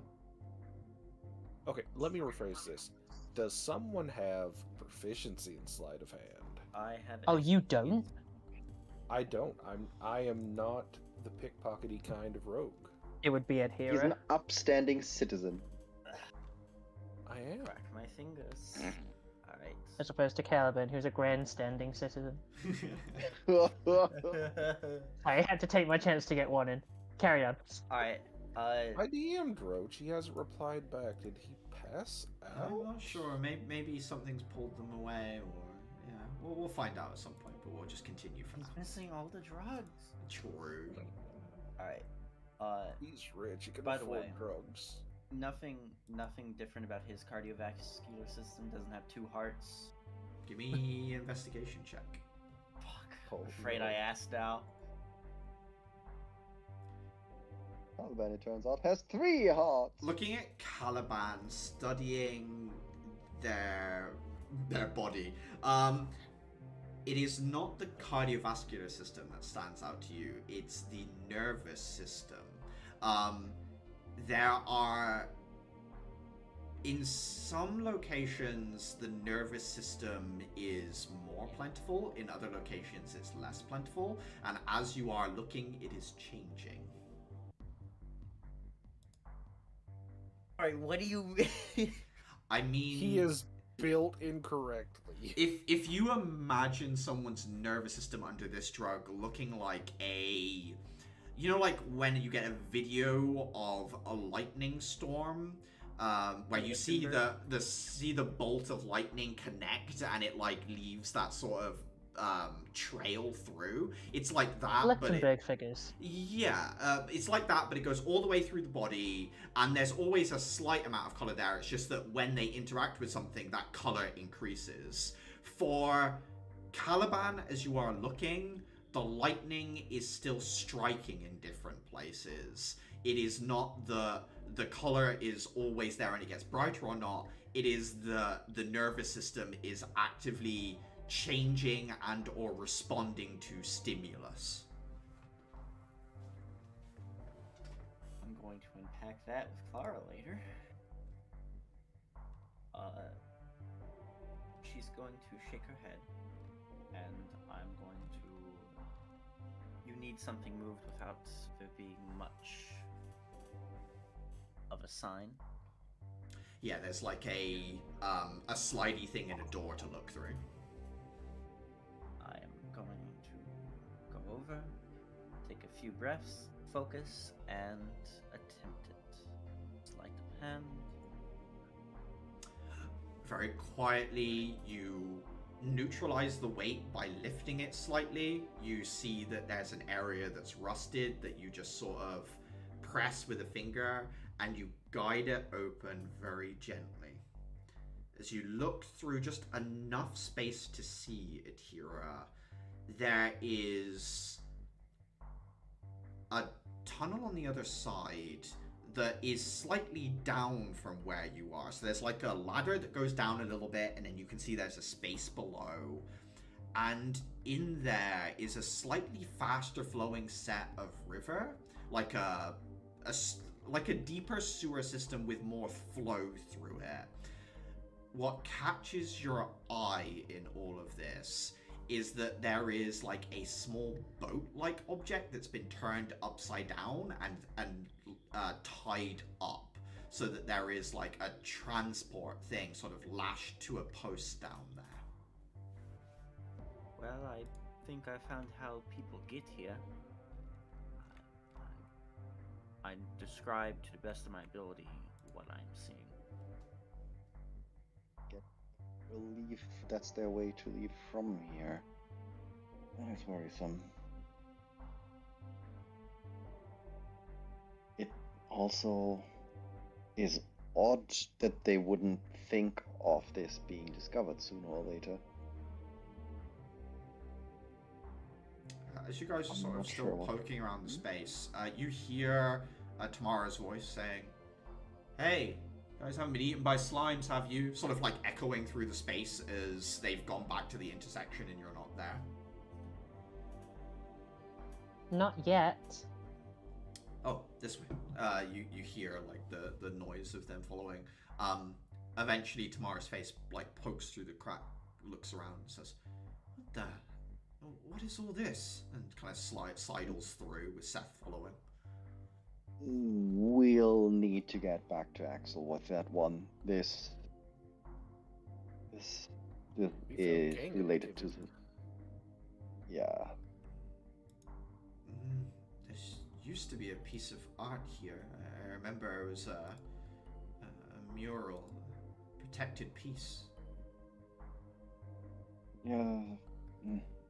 A slime Better- ate through or something. Nods, looking around. You say this is gang stuff?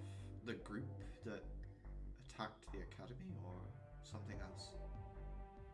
Maybe. Seems- We do not know. Not. It might be.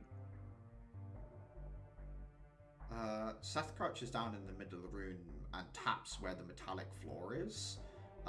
Gestures to Tamara, who pulls out like a small object and lights it up like a little glow stick.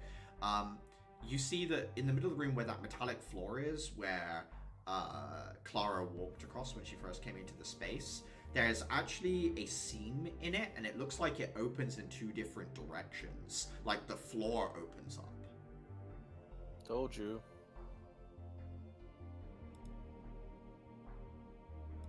Right.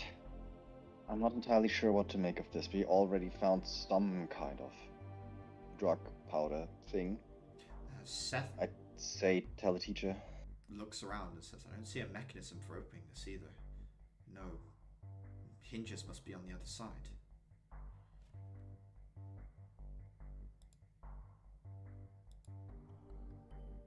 Yeah, You think we should leave it alone? I believe that something can be done with this, but I am also afraid of the consequences of what might happen if we dig deeper into this, and I would feel a lot more comfortable if... We dig too deep. There's a Balrog in here.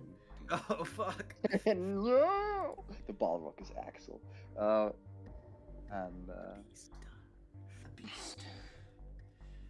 Seth stands up and And, says, like- well, we took care of the slimes our way. If we want to get out of here, we can. Oh, are there any slime eggs left? Not the way we went. Well, I'm gonna that's turn nice. round to Uther. Did they go your way? There were slime eggs. That's what I came to get you guys about. But then, hole. No, Well, we yeah, but did went. they go your way? We went forward. I think their group went left at the intersection. So if there's something there, we've not dealt with it. Cool. Clara's gonna traipse backwards, looking for slime eggs. Yeah, you find there's the cut open sewer tunnel with the eggs. There's like 10 or so of them packed up against the wall. They're like, xenomorph like resined against the actual stonework on the inside. This is... Oh, it definitely looks... can I suppose, scrape one off? I'm not really sure how. Yeah. Using like your weapon, you can crack some of the resin enough to free one of them. Yeah, I'll do that. As you do so, a like compacted cluster of garbage that must have been gathered up by a slime and used as like an incubator thing for their eggs, basically. Like the idea that they would make a nest from like gathered up compacted trash is sort of freed slightly as that filters down onto the ground as you remove the egg, but otherwise it comes through without consequence. Nice. Gross, but nice.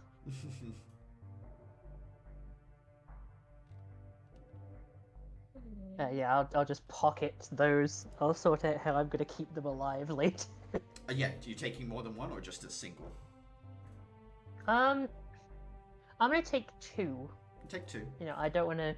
I would feel a bit bad raising my slime child without a sibling. Will you roll me 2d4 so I know what kind of eggs you've taken? Kind of great. A 4 and a 3. Okay, cool. How feral are your slimes? Do I have any idea what kind of egg? Yeah, give me a nature check.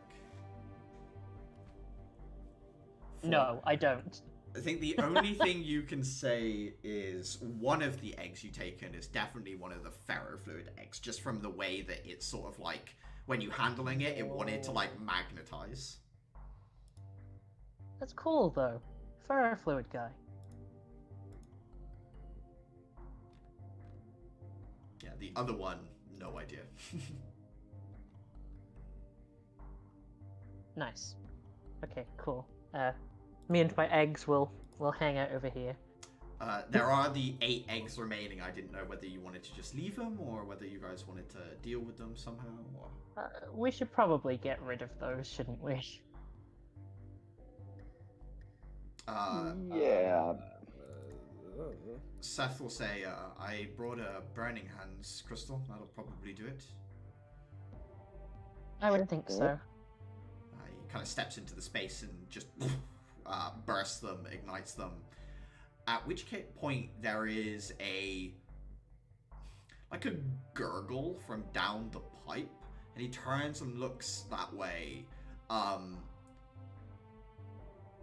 Give me a perception check. I think Adhira. Okie dokie.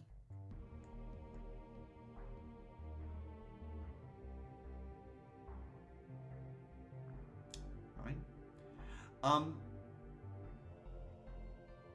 Adhira, you don't fully understand what you're seeing, but some part of the primal being that is in your mind, the lizard brain that exists from time immemorial, says, "Ah, Mum."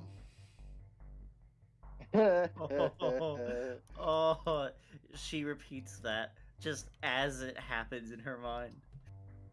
Like her mind does it first than she does. A solid wall of slow-moving slime, like a cylinder that fills the sewage pipe wide enough for someone to sort of stand with their arms and legs out, is just slurping towards you guys. Well, now I feel bad. Deal with, no deal with. Decide now. Seth will grab you, Clarence, as we can feel bad as we run. Heard. And he starts making his way down the sewer pipe forwards. Okay, no deal with it is, and I follow them.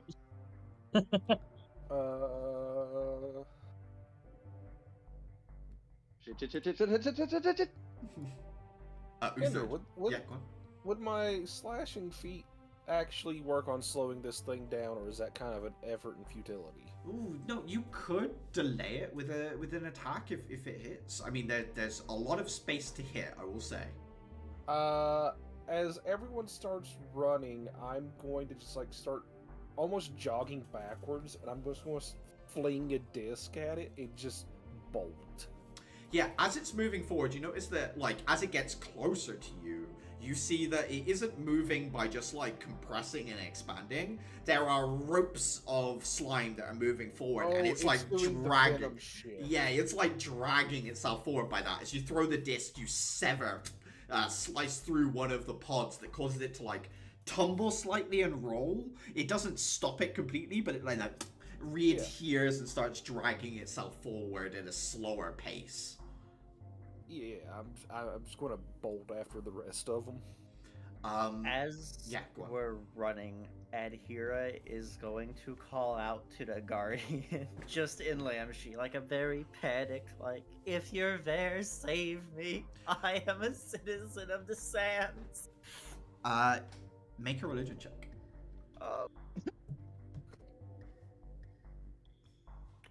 She found drugs and God. I'm speed running the process. Too often go together. You are not sure if what you said did anything. But at that point, in that moment, one of the valves jerks, twists slightly. The hot water pipe along one of the walls suddenly vents steam, which bursts and impacts into the side of this huge slime that causes it to recoil away as it strips a section of its protective barrier off very briefly as you're running. Ooh. I may have to return to a sewer one day.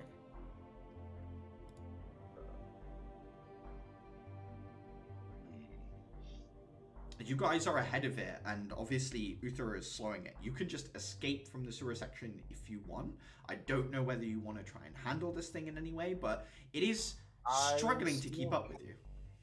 I still have Searing Smite on the table if we want to fight it.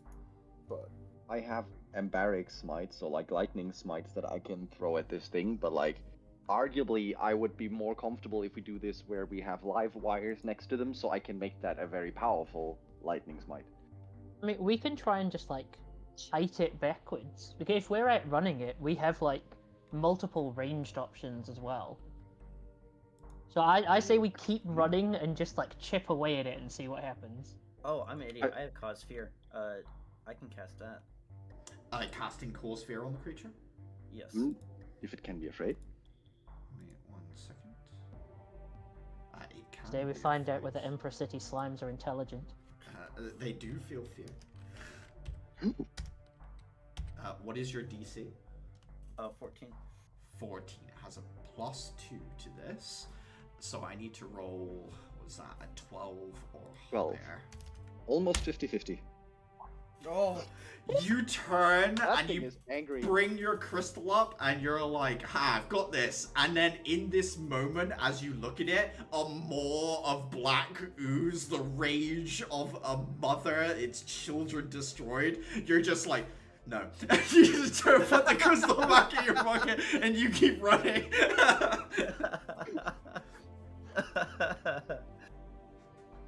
Okay, bright idea. We go where the live wires are, and I play lightning rod. Okay, like Clara said, you can lure it wherever you want. You can lure it into one of these tunnels with the wires. It does compress itself slightly away, which does also then slow it down a little bit more, as it's only using one side of the wall to drag itself along, which Uther can obviously scrape at as well. But there's not much clearance between it and the copper wires, Stafer. What do you want to do?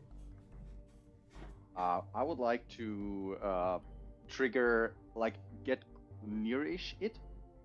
Trigger an hold on. Yeah. Does this look like one of the flammable slimes? Would having it alight give it a better chance at being added? It is one of the flammable slimes. I think having lured it a little bit, the steam that created an opening is gone.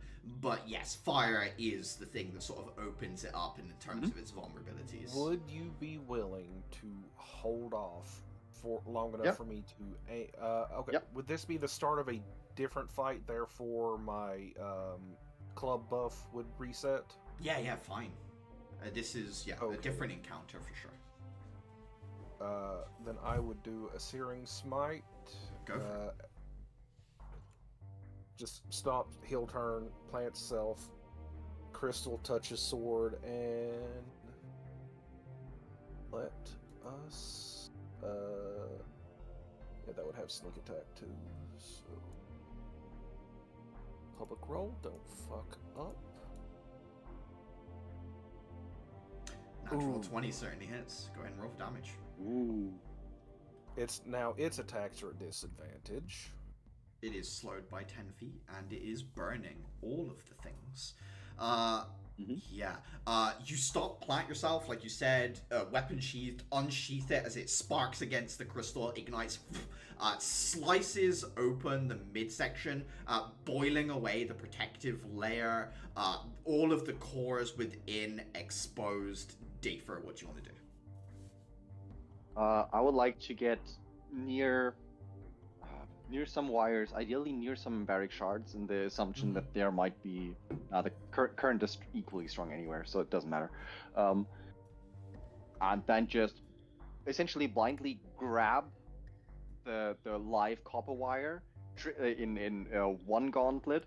The other triggers the electric Emberic shard smite, and then just punch into the creature, essentially ultra lightning rodding it. Yeah, give me a Constitution saving throw, and give me an attack with advantage afterwards. Constitution saving throw here. 16. Okay, and an attack with advantage. This would be with overload ready, so I would have used my bonus action to overload. For sure.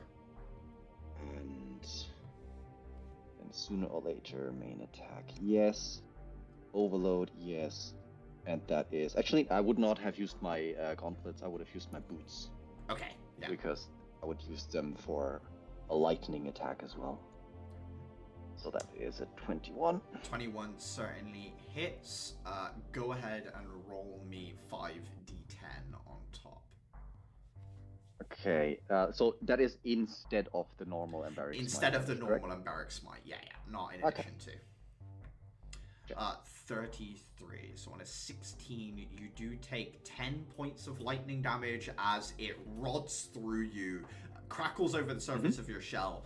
Luckily, your shell directing energy anyway passes it through. It hits the socket where you've got the shard already implanted. All of the energy of the network added to the smite, and it blasts through, and you watch as the lightning chains between the various cores, at which point the slime just frazzles. All the pseudopods kind of shoot out in every direction, like someone electrocuted when their hair stands on end, and all of a sudden it bursts. At this point, I think Uther and Dafer, the front side of you you're covered from head to toe in thick tar slime, but it is no longer moving. Fucking disgusting. Really.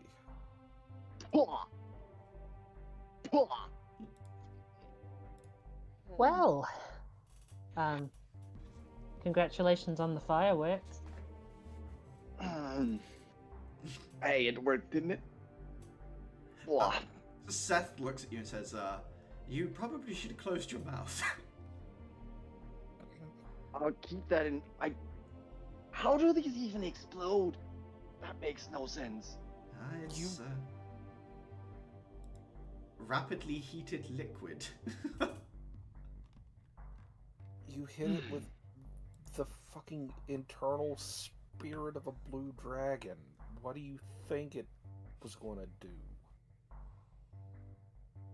Think in on itself, because it's just lightning. But, well. I think we can quite calmly say we've done a good job clearing slimes today. I'm glad the workers didn't have to deal with it.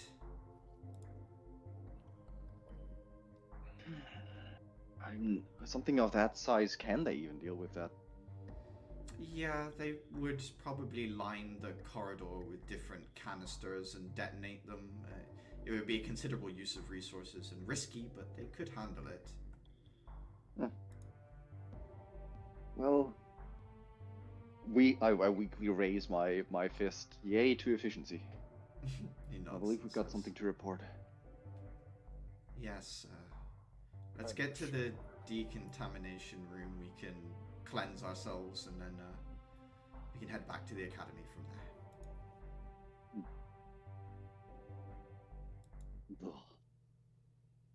there. Out of curiosity, between Seth, who was engulfed by a slime, and Uther and I, who got blasted, who looks worse off? Seth is completely clean. He turned himself into dust and shed all of that when he is exited from the engulfment. So he's Go off. Hey, Caliban. Welcome back. But yeah, you guys head upstairs. You pass through a chamber filled with these little, like, basically prestidigitation crystals that then remove the gunk from you as you pass through. A few of the workers thank you. One of them hands, I think to Seth, will hand him a couple of vials when he describes what happened, and Seth will pass them on to you. The couple of, like, canisters of alchemist fire. I don't know if any of you want to take them. I'll definitely I'll take one for Okay. sure. I'll also take I'll one. take. It can either be added to your weapon for a minute of extra 1d4 damage, or you can throw it at something to ignite it. Those are the two sort of options, basically. Okay, 1 second. Alchemist fire.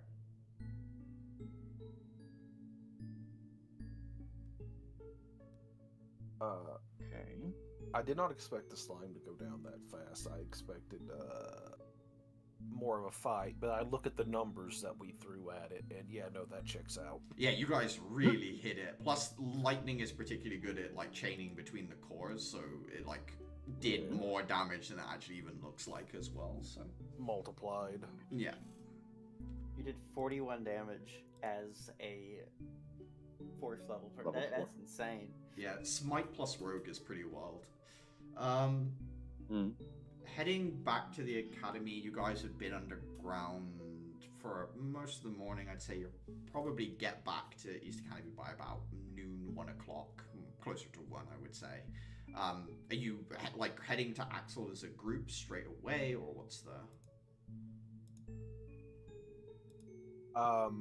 I would like to duplicate the map and the notes and then go. Yes, you can. I will drop off the bag of pilfered dust, Drugs? I guess, drugs, in a secret spot in my chart out room. Okay. Could we have taken a second bag just so we have something to show Axel? Up to you guys whether you wanted, I don't know whether you guys were wanting to take more or not, because someone did say about leaving less of a sign that someone was there, basically. Wait, Daver didn't notice that you took anything, and Daver would just want to have something to show Axel. In which case you can take another bag, yeah.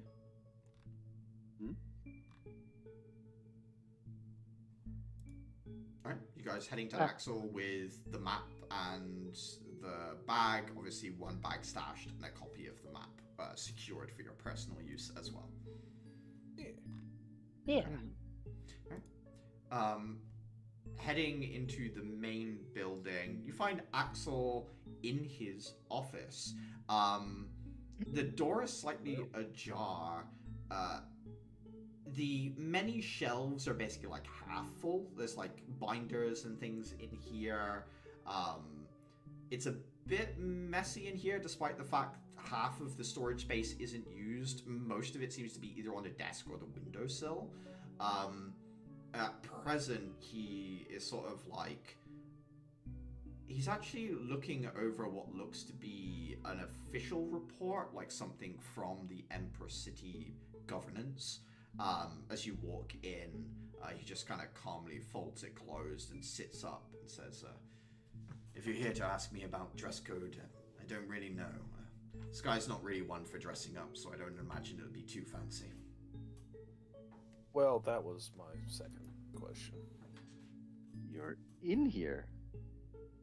I am in my office. What's going on? We found a headache for you. Go on. We don't even need to try to find the Glowmite anymore. They just jump at us. I'll hand him the map with the translated notes on the back. Okay. So in our defense, we didn't try. It just happened to us. Went to the sewer system with Seth and Tamara, and apparently in one of the cracks in I give some rough description on where the crack is, where a mural of some sort is.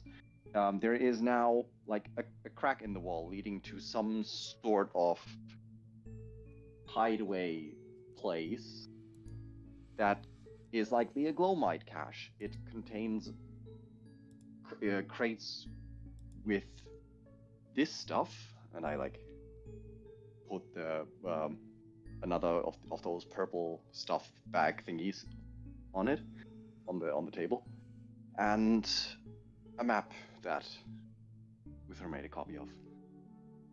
Okay. I'm not... How do I put it? I'm not surprised, but this is... It complicates things, but also gives us an option. Yes, it is very close. But then again, they had to get close to us to attack us somehow. Could be that that's the avenue they took, or could be unrelated. One of the reports I read, they were moving people from stacks here out of the district.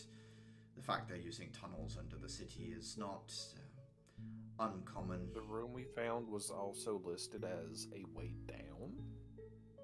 He nods and says, before the districts were expanded, people that couldn't make it into the city space would try and dig safe places around it. It got clamped down on once the city expanded enough to keep more people in, but there are a lot of hidden tunnels down there. The fact that there's something a little deeper doesn't shock me, but I wasn't aware of anything like this. I do recognize the powder, though. It's a substance that's created when... you remember the thing, myself and Skyfort, the depraved? Yes. When someone gives themselves over to it, their body can erode. This is the remains of someone's bones after they've spent too long bound to a dimensionless being. Turns, looks at Adhira. If somebody were to take any of that, I try to position myself in between Uther, in between Uther and Axel, so he can't see Uther looking at Adhira very pointedly. If somebody were to take any of that, what would the effects be? They vary. The ability to speak languages that you've never learned, knowledge of the future, knowledge of the past, the ability to read minds, see through illusions, things like that. I believe it connects you to some of the many myriad abilities of the Dimensionless and would likely open you up to the depraved giving you offers, essentially. It's sort of self-propagating. People that take it often end up becoming someone who is then converted into more of this substance. And can you remove this effect, in a sense? I mean, it should wear off over time. Did you take some, Dafer? Don't strike me as... Luckily not. Okay. Well, I was just worried. Understood. Well, as long as whoever takes it doesn't accept whatever offer is given to them, the effects will be temporary. It's used a lot by people who want to gather information. Sometimes investigators will even use the substance, although it's widely forbade for anyone other than someone who is using it with express permission of the council. Mm-hmm. Doesn't stop people trying to get their hands on it, of course. Adhira sort of like repeats, her voice a bit sickly, almost nauseated. And it's made from people's bones? Or... Yes, the body can only take so much power coursing through it. Inevitably, someone, the weaker they are, the quicker they convert into a sort of substance, I guess. This substance, particularly. It's an unfortunate history of people engineering situations where people have to accept deals from depraved. They'll injure them and force them to accept the deal in order to survive, just to get them to turn into this. It's nasty. It is. It's... Alright, that gives us at least more, I mean... Let's say that classifies the Glowmite, in my opinion. That bumps the Glowmite, in my opinion, a little bit up as a threat. Does it not? If they go that far. They are not a nice group of people. If you found a cache, though, this is an opportunity. I'll see if I can get some contact in the Peacekeepers, see what they want to do with it. It could be that they'll just plant something in there that can be scryed. That way we can sort of track the movement of the stuff. Otherwise, I guess it will be some sort of stakeout, but I think it's best if we hand this over to the authorities as opposed to handling it ourselves. It was a slightly older location, but not completely unused location. In which case, maybe leaving a tracker there would be better. It's less likely that someone's going to show up soon, and having a force wait in ambush just for no one to turn up for months is, well, a waste of resources. I'll recommend that they put something there that can be checked for movement. We'll alarm it and make sure that if anyone goes there, we know. It should also be noted that we noticed, or more like Tamara and Steph, I believe, noticed a seam near the center of the room that it appears that the floor there can open up. Okay, I'm not quite sure connects to a further network, probably what this is a map of. In which case, we've got two different avenues. We'll fix up the wall, leave some sort of tracking device there, and I'll talk to them about whether we get patrols to check these locations, or maybe when you're back from your field trip, that can be something we can do as a group. If you want to. I mean, aren't the Glowmite... I mean, you kind of dumped them onto us, so it feels kind of like they're our problem. You can opt out at any time. I'm thankful for your help. I am. But I never want to make you feel like you're forced to do any of this. This is just... I admit, when we started this, there wasn't much choice, but considering events and how dangerous this has turned out to be, you will always have a choice in that. Out of question to you, Axel. Mm-hmm. Is this kind of thing, this entire Glowmite situation and investigation of them, is this something every teacher of the higher years does? No, it's not. I have a special situation between me and the headmistress. Maybe I'll tell you about it tonight. I trust Sky enough that it just being the group of us, I could talk a little more. That is, of course, if you want answers.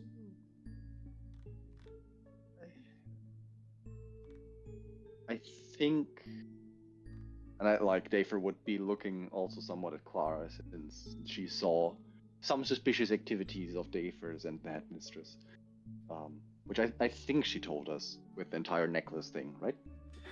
Yeah, I told everyone about that. Yeah. So like with like a side glance at her, yeah, I think that would be nice. At least I would be interested in knowing. Very well. Then tonight. I'll talk about it more tonight.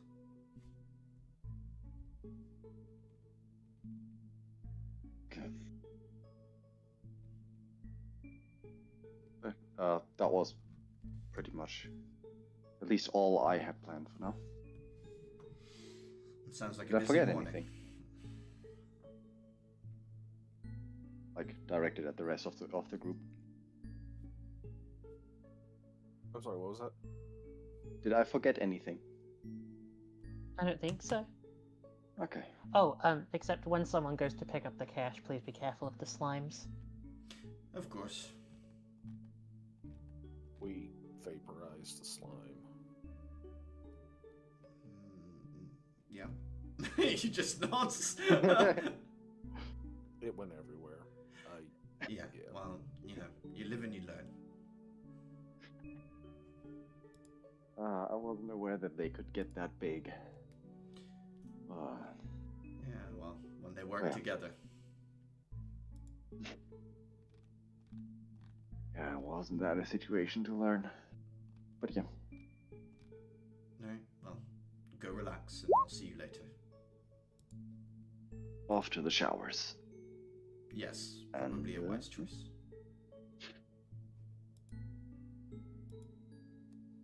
I'm going to case, go to off the we go. workshop. I need to go pick up a tank for my new friends. Sorry. We saved 2 eggs. Saved Yes. from yourselves. Yes. I trust Not you my with this choice of one, words. Clara. You seem to have a Oh. gift with animals. Yeah, exactly. No offense, but going up to the rooftop to give bread to the pigeons is not exactly the best use of my talents. So, I'm gonna work on something. This is like, it's part of my thesis project. I think animals that we don't really think of might be able to be, I'm not going to say domesticated, but I think there's more to them than we understand. These things like eating garbage, there's certainly a use for that. We just have to help them understand that it's not great to eat everything. Your what now? Thesis project? Well, she deliberately glares at Caliban. Well, since we have to, write a paper and all of that, I'm doing mine on miasmic monsters and slimes and other things that people see as just a threat. We have Oh, right. Paper, you say? Caliban also feigns shock and surprise at this paper.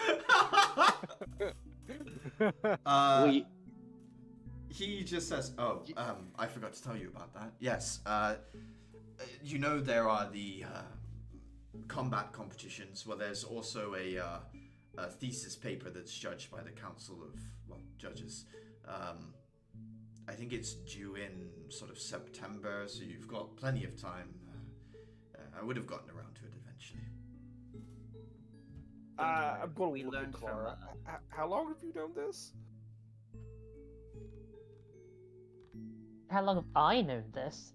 Oh, like days. Okay, at least I don't And- feel too stupid now. Well, Caliban, on the other hand, yeah, I found out through a mutual friend. Material already threw under the bus, so eyes on Caliban. Well, I didn't even find out from Caliban. Caliban was just never going to tell us.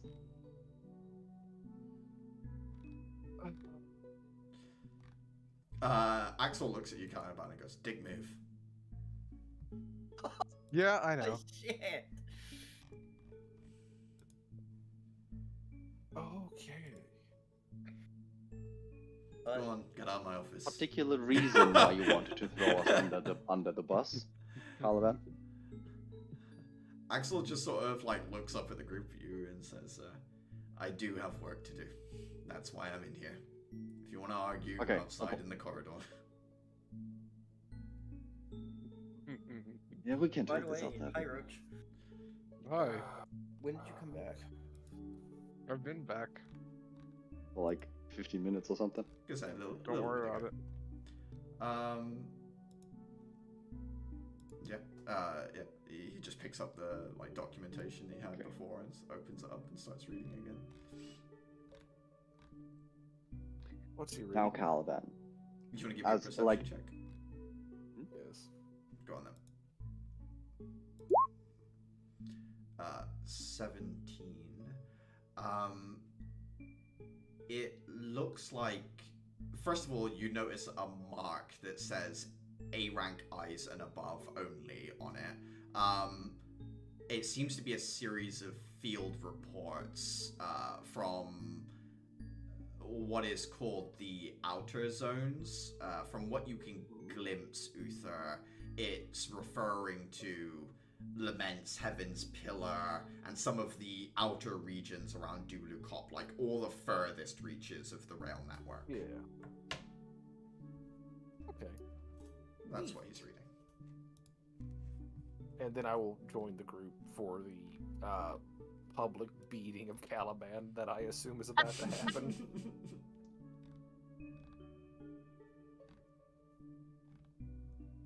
So, Roll for initiative. no, not rolling for initiative. It's just, why did this seem like a good move to you? I mean, it didn't seem like a good move to me. No, it obviously must have. Otherwise, you wouldn't have done it. Or are you stupid? Quickly, Well, plead shit. the fifth. Well, shit. I must be stupid. You know, the first step Do you to know- solving a problem is admitting you have one.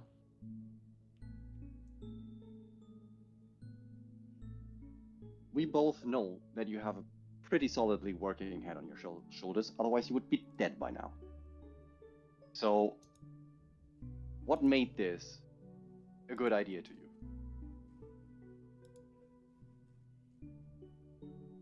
Mm. Let me rephrase this. What made this, sabotaging the people that you trust your life with, a good idea?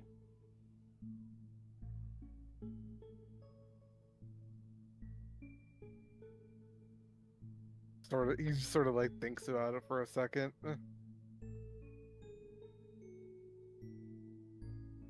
I mean, we're pretty late. Entirely fair. And why is that relevant to you withholding potentially important information from the rest of the group that you, again, trust your life with? There's always next year. Again, same as before. That is something that we could potentially think about if we had known ahead of time.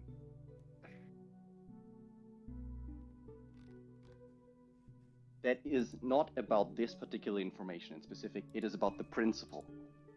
David, you're not going to get an answer that is any way satisfying to you. Like, it's just simply not going to happen. This is not about me wanting a decent answer. I want to be able to judge Caliban in some manner on like how much I should be able to trust him in the future or not. I'm going with not. Clara's just going to walk away. Okay, but real talk though.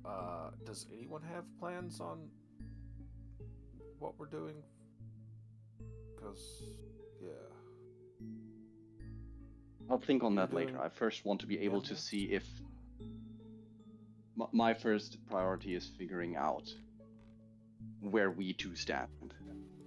And I look at Caliban. If you want to judge somebody, then, well, I hear occasionally Empress Knights have jury duty. I don't care about jury duty. I don't care about relationships to the public or whatever the fuck. If we're out in the field, I need to know whether I can actually trust you with my back.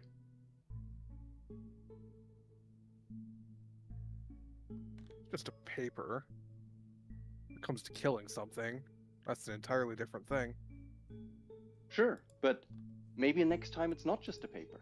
Or maybe this paper turns out into some kind of opportunity that grants us resources that'll keep us alive later. This is about the thing on principle. Whether you make the lives of the people that you rely on hard or not.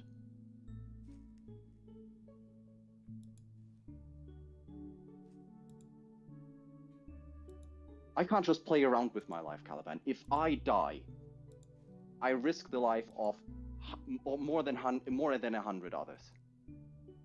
People rely on me getting back alive. So if you want to play games and potentially risk mine, I'm out.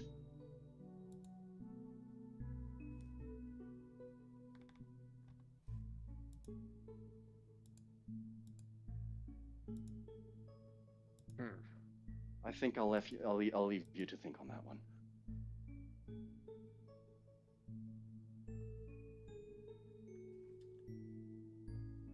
And I believe I'll be walking away. Okay. Daphra starts to walk away. Uther, I guess that leaves you sort of stood between a walking away Daphra and kind of Caliban, who's still left with that remark. I don't know what you want to do.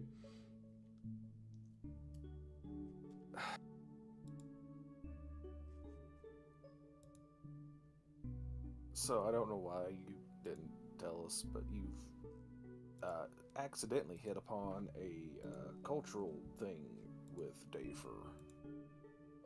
And yeah. he's from he's from not the edge of the map, but you know, a ways out. So cooperation is important. Could you at least tell me it would why? seem. Could you at least tell me why you didn't want to cooperate? Like, Just ease of access. who? Well, I'm helping Miss Soul with her paper. And given how we would have the next year to potentially work on another paper, I figured, well, I helped her with her paper. It would be appreciative if she returned the favor within the coming year. Okay, so on that logic, I completely understand where you're angling from, but you could have at least said, "Hey, fellas, we got a paper." That's Where would the fun in that be? I mean, you would still get the satisfaction of watching us scramble to come up with ideas since we showed up late.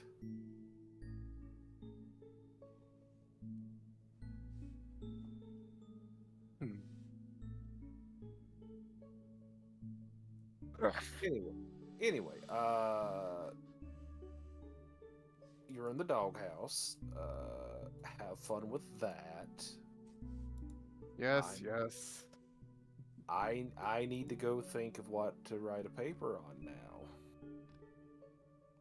And I'm just going to wave at him and actually head to take a shower first. Okay. You're doing that all covered in tar.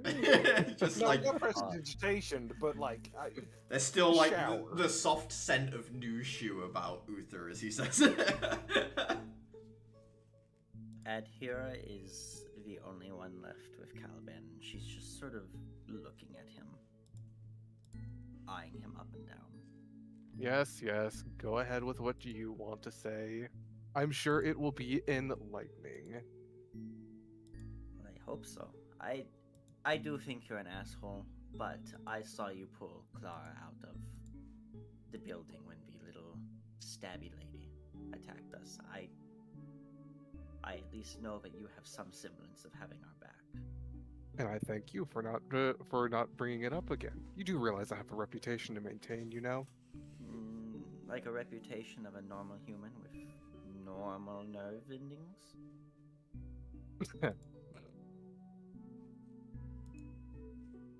Why is your body doing that, Caliban? I don't know what you're talking about. Deception check, motherfucker. For the sake of the bit, I'll do it. Okay. she's seen your insides. Oh, no, don't say it like that. I guess I have insight with advantage because I've seen it happen. Technically, it's possible that he might not know what you're on about. So I would say it's an insight check, still normal, just to see whether Caliban believes what he's saying or not. I think that's true.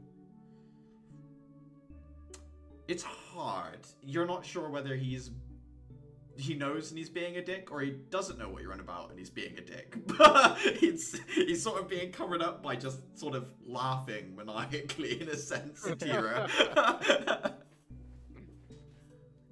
Well, perhaps you should be more careful with that doctor of yours. Question yourself whether you trust him fully.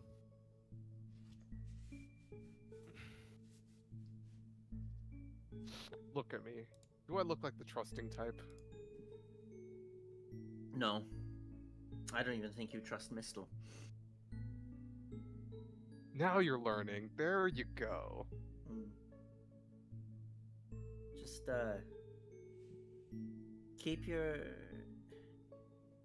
keep smart about how you play things, and maybe I'll forget what I saw. Toodles. I'm going to head back to my dorm, and I'm going to grab the bag of glum powder. Yep, you have it. What do you want to do with it? I would like to discreetly make my way to the gardening section, find a nice plot of land that nobody's growing anything on, and I would like to bury these remains. Okay. You bury the powder. In a last rite sense, or in a I'm going to grow something really fucked up pet cemetery kind of? Last rites. Okay. Now Okay. that she knew that they are the remains of the person. As you Okay. do so, Terminus will also sort of like encase it in a lattice work of, I forget the mycelial fiber, in order to sort of keep it contained and sort of give it a sort of natural coffin, as it were. Thanks. There's no comment from him on this one. Just a quiet assistance. All right. That will be all. She'll take a shower just to clean up and get hopefully the smell of sewer out of here as well. Clara, are you heading to the workshop to, what were you after? Like little jars, or what's the... I think if I have two of them, I think I'd probably need something like bigger. Mhm. Maybe like a rectangular like fish tank sort of thing. Yeah, you can do that. They'll supply it to you. They don't even ask any questions, Clara. They ask for like dimensions and how sturdy it needs to be, and that's kind of the only questions they ask you in the workshop. Do they raise any eyebrows when I tell them it has to be like corrosion resistant? Absolutely not. No. One of them asks if it needs to be bulletproof while you're there. Clara thinks about it because her room was invaded by an assassin, and the idea of holding up her fucking ooze tank to protect her from a bullet is quite amusing, but she eventually goes with no. I imagine the opposite of, like, there is a pet hedgehog in a terrarium and it just opens its mouth and it's like a spray of miniature biological bullets. It's actually for blowgun fish. Oh god, no. Genuinely, they're like puffer fish, but Puffer each fish of... that shoots the darts? But it's like a series of, instead of it being like spiny openings, there's pressurized valves, and then it doesn't shoot darts so much as it will eat rocks and then store them in the spines and then release them. Walk into a room. Pet fish greets you with gunfire. Oh, he's Boom! hungry. I have not been fed today. Explodes. I think I live with that.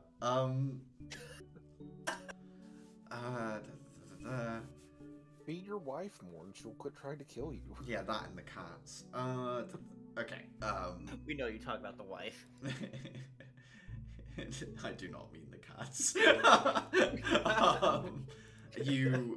You do get your idealized container without bulletproofness, but actually corrosion proof. Yeah. Nice. I'm gonna go back to my room and, I suppose, put the slimes in. I'm gonna have to figure out like what enrichment activities I'm gonna give a slime that they won't just like eat. Yeah. No. But that's for me to figure out later. For now, they can just have somewhere to hang out. For now, they're like little eggs, and you can see that they're starting to like seep fluid. They'll create their first like exofluid to create a body that allows them locomotion. But right now, they are just eggs. Cool. Temperature and humidity they're not too worried about. They do like being left near discarded stuff. So if Clara wanted to put like break some pencils or grab some stuff that isn't wanted from the spare room and put it in the container, that's probably a good start. Yeah, I'm honestly pretty much for now, until I figure out something better, I think I'm going to use them as like a compost bin. Yeah, it's the living trash bin. Yeah, Just like all of the cuttings from like the food making and like extra yeast that Dafa doesn't need. apologies. Oh god, I just read the quest name. Yeah. Any biros that you run out of ink in, stuff like that, just fuck. throw it in there.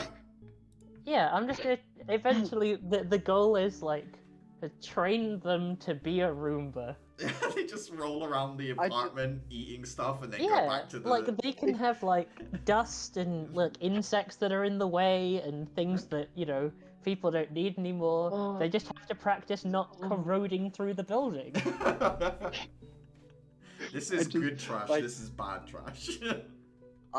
I somewhere in my head, I just imagine that, like, with some tape, a piece of paper is just sticky to the container somewhere, or which it just states Project Roomba.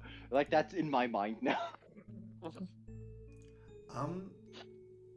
Do people want to go longer this week? Because the next section I have, like, for the meal might take more than 30 minutes. I don't know how much longer, but if people need to stop, then let me know, because I think this is a good jumping off point before you go for the meal, but otherwise we'll sort of be more contained into it. So if anyone... I can go longer. You can go longer? Yeah, same. Yeah. I have nothing pressing. Clara? It's gonna be on me, isn't it? It's up to you, of course. I'm not I think trying it to... should feel be pressure fine. of, like- I don't imagine it going long enough that it's really gonna impact anything. Okay. Like just to do the meal and stuff. Yeah, and Roach? Aye. Okay, cool. It might take less than that. I'm just trying to be cautious of everyone's time, that's all. Okay. Spending the rest of your evening showering, getting ready, kind of unwinding after a day of slime hunting. Come 5 o'clock-ish, Axel arrives in your dormitory wearing like a nice shirt and a pair of trousers and, not much more dressed up than that. Just sort of waiting and says, apparently we have a car that's going to come pick us up in about 10 from the outside the gates. Dafer coming out with just like a fresh set of everyday clothes, because Dafer does not, other than the costume, Dafer does not have any other clothes than like 5 sets of the same. Just sees Axel having actually dressed up, hearing about like a car coming to get us, looks down on his stuff, and then just like the shoulders sink and he just gives up. He shrugs and Go ahead and says, buy some clothes, man. it's fine. I don't know where we're going. Sky says it's a surprise, but I'm sure it's fine.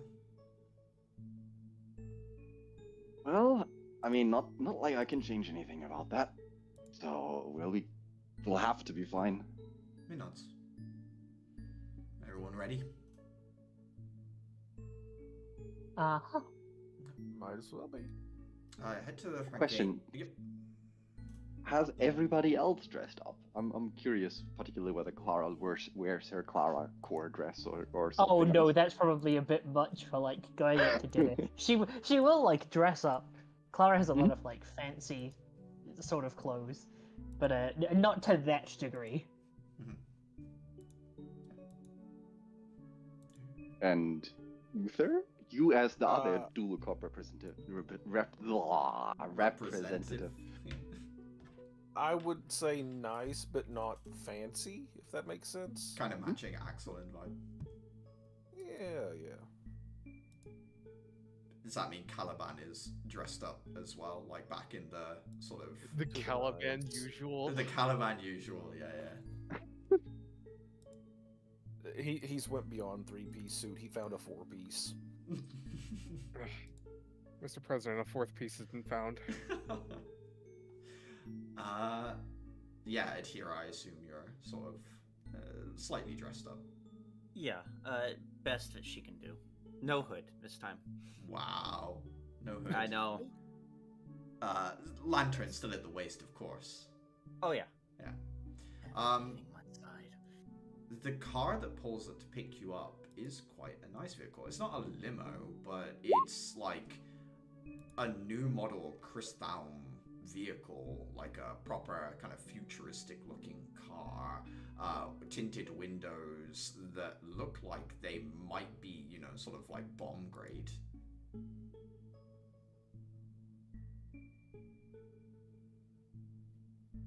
Axel just... bomb grade? As in, designed that if a bomb goes off, it doesn't break. Oh god. Okay. Setting has understand it, like cells as in biology cells. Yeah, like how the body works. Yeah, I think a decent understanding of it. Like, I think it would be flawed. There's still some mysticism wrapped up in their science, as it were, because it is mystical. But I was gonna say, because it is. Is it really fucked up saying there's mysticism in their medicine when there's actual magic? It really is. But you know what I mean. Like, even some of the stuff that they know they have slightly wrong compared to what is really going on, there's still a little bit of like religious beliefs and things wrapped up too in all of it. But yeah, they have a solid understanding. Getting in the car. It drives towards kind of the middle districts of the city, but stops before it gets to like the inner city, where Clara is not permitted to go.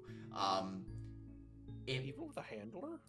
Even with a handler, Clara, unless like someone gets a special license for Clara, the card that she has that would need to be scanned when you guys pass through the checkpoints between districts she would be rejected from going in, essentially. Pulls up to the base of a tower. If I say the CN Tower, I don't know if everyone knows what I mean. It's like a tall spire with a flat disc at the top, almost like a UFO impaled on a stick with like observatory windows. Yeah, kind of like that. It's got like a big curved bottom to it, and similar actually to the lights in the sewers, there are crystalline pipes that go up the edges of the concrete sort of pillars that go up that define the base of the tower, that lights up the edges so that you can you probably would have seen this tower from a distance a few times. It's kind of lit up all the way to the top, whereas the disc itself isn't as lit up at the very top of it. There's a central elevator, and as you get out of the vehicle, Sky is there. She is a little dressed up. She's sort of matching Axel. She's wearing like a sort of nicer dress. It's probably like she looks very different to... That's exactly it, Uther. That's kind of what it looks like, but with lights up the sides. She's in a dress, and she looks very different to what she normally looks like in like pure combat garb with like the breastplate and the axe. She's had her makeup done a little bit. It's been braided. She steps forward, gives like Axel a polite hug, and then looks at you all and says, "There you are. I'm glad you could make it. Let's head up. I have reservations." Fancy place. She nods and looks at Axel and says, "It's sort of a perk of the announcement I need to make. You've probably guessed it by now, Axel, but I'll go over it with everyone when we reach our table. There's a slightly perturbed look on his face, but he doesn't say anything. He just nods and sort of gets into the elevator with the rest of you. And it rises up. The view across the city continues to grow and grow as you head up. Eventually, there are only 3 things taller than where you are. The crystal pillar with its sort of orbiting platforms, the central governance tower, and one of the... There's a tower that essentially grows a lot of Empress City's food. There's like a hanging garden. The actual platform, the observatory disc, sits just above the level of the marquee dome. So you're technically outside the protection of the marquee field. And as you breach through it, all the color filter leaves, the starry sky above as it's starting to get dark. You can see the dark and the correct color of all the stars, the moon, in its sort of like semi-full state. It's getting close to being a full moon. The elevator doors open up and you find yourself in a pretty swanky looking environment. There are lots and lots of different tables here. Many of them are empty, but the few that are, you can see individuals that might possibly be like judges or city officials. There are other Empress knights here. The person that greets you at the door, Sky gives her name, and they lead you over to a table and sit down. Menus are put in front of you, very like beautifully, elegantly calligraphied menus with depressed silver and gold writing. There aren't many things that this restaurant does. It's like 3 different set 3-course menus that you get to pick from, and there's not really much variance other than that. It's like a meat version, a vegetarian version, and a like vegan version, basically, of like 3 set menus. And Sky just, as you all sit down and get seated and kind of drinks and stuff are brought over, she just says, I'll rip the band-aid off. I took a promotion. I'm being made rank B. Congratulations. You beat Axel to it as he chokes slightly. He goes, congratulations. She smiles at you, Clara, and says, thank you. I think they sort of had to in some sense, considering how long I've been doing it, but I considered it for some time before I accepted. Axel nods and says, they'll be wanting you further afield. She just says, yes.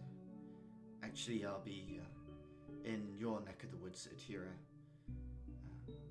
Apparently, what happened with the takeover of Heaven's Pillar has some of the locals a little on edge, especially with peacekeeper forces filling in for one of your guardians. The request has been put out for EKs to fill the gap. I guess a few people is a little less invasive than artillery installations. I'll be keeping your home safe until you can get there yourself, Atira. That's wonderful to hear.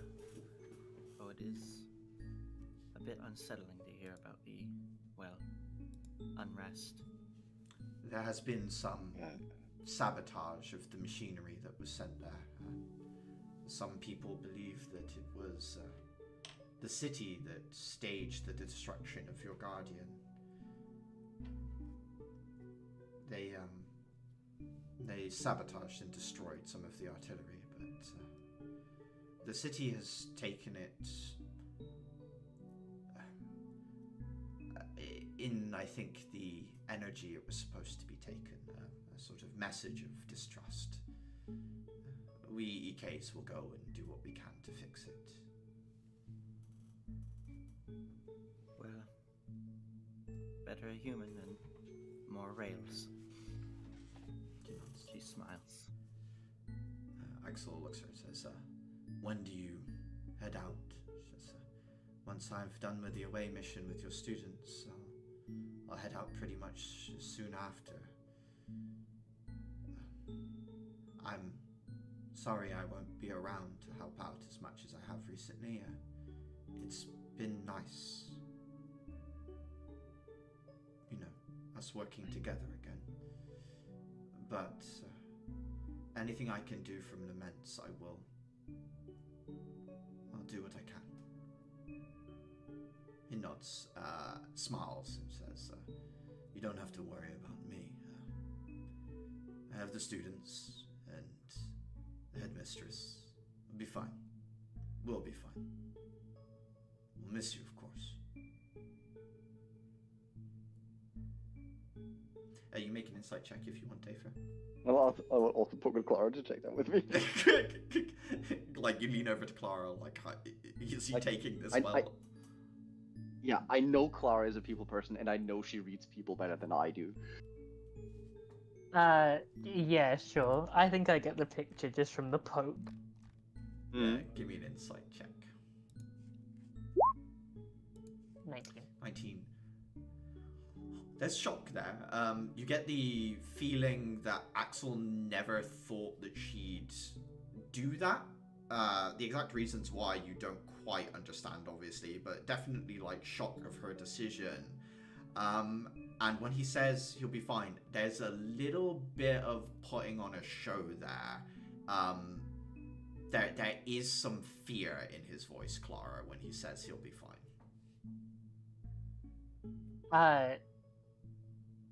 Clara kind of looks to David out of the corner of her eye and just very, very subtly shakes her head. Okay, Dafer makes somewhat of a, like, not an obvious one, but like, eyes narrow a bit. Not suspiciously, but the kind of, oh shit, that kind of narrowing.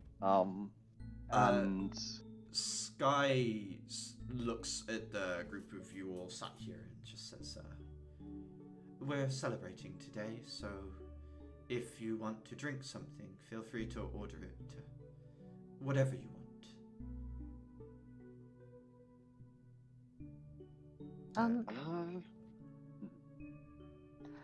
Sorry, not to spoil the joviality of it all. I'm a little bit confused. I understand taking Axel to dinner to tell him, but why bring the rest of us? Well, it's the only way she could get him to go. Do you say that out loud, or? Yes, I've got just one hand. I'm just like one hand on my chin, just like finger just over my mouth a little bit. Just Axel gives you the most severe of side eyes. Sky smiles, kind of just like in place of where our laugh would be, and just says, "I was supposed to engage in combat with you today, but I saw that. I saw you fight. I wanted to get to know you all, you know, on a level that a battlefield doesn't really cover. I guess in some sense it was more of a two birds, one stone situation." So we're still going on missions together, that one? Yes. Or are you leaving before then? No, I'll still be around to take you to the Gold Bell Caves. That will be the last thing I do before I ship out to Laments. Oh, that's good. I'm glad you feel that way. She'll order herself kind of a bottle of wine and pour it for anyone who wants it, and anyone else who wants to order a drink can do so as well. Food is like slowly brought out, and she looks at Axel and says, "Did you talk to the students about going into a bit of history, as it were?" Axel nods and says, "I did mention maybe giving some answers about what's been going on to them. I doubt they'd let me forget." She nods and says, "Axel and I have known each other for a really long time, you know. He was a couple of years ahead of me when we went to Immortus. Axel was a third year when I was a first. We didn't really talk to each other. Axel was a little too important. He won all the tournaments that year. Even got picked up by, well, he was S rank 1 back then, wasn't he?" Axel quietly nods and says, "I was tutored, yes. It's not rank 1 anymore." She laughs softly at him, sort of deflecting.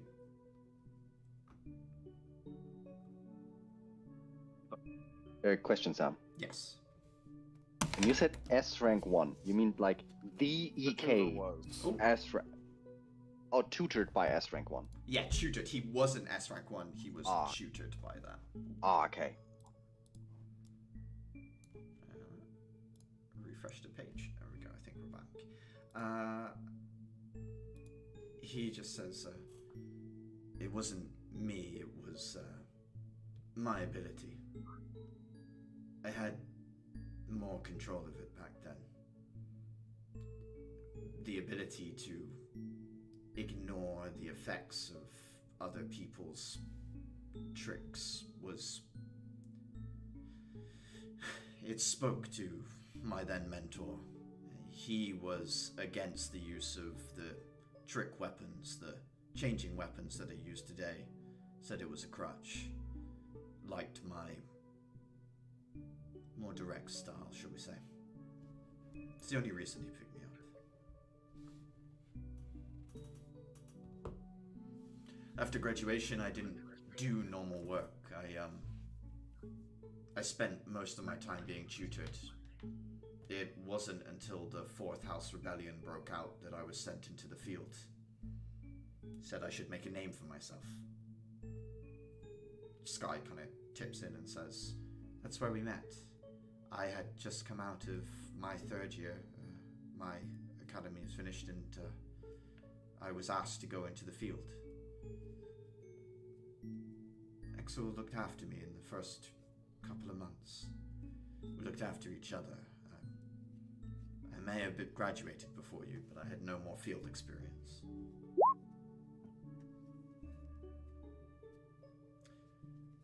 That's where we met Rudolph as well. He wasn't an investigator back then. He worked for the Is he still a jerk? Peacekeepers. It was harder to tell. I think, yes, he was still a jerk, but it was an extreme time. And any time he gave you information, it was never wrong. Anything he told you to look out for would happen. I hate to say it, but he saved our lives. He saved a lot of lives back then. I don't doubt that the way he did it was probably costly, however, though I can't say for sure.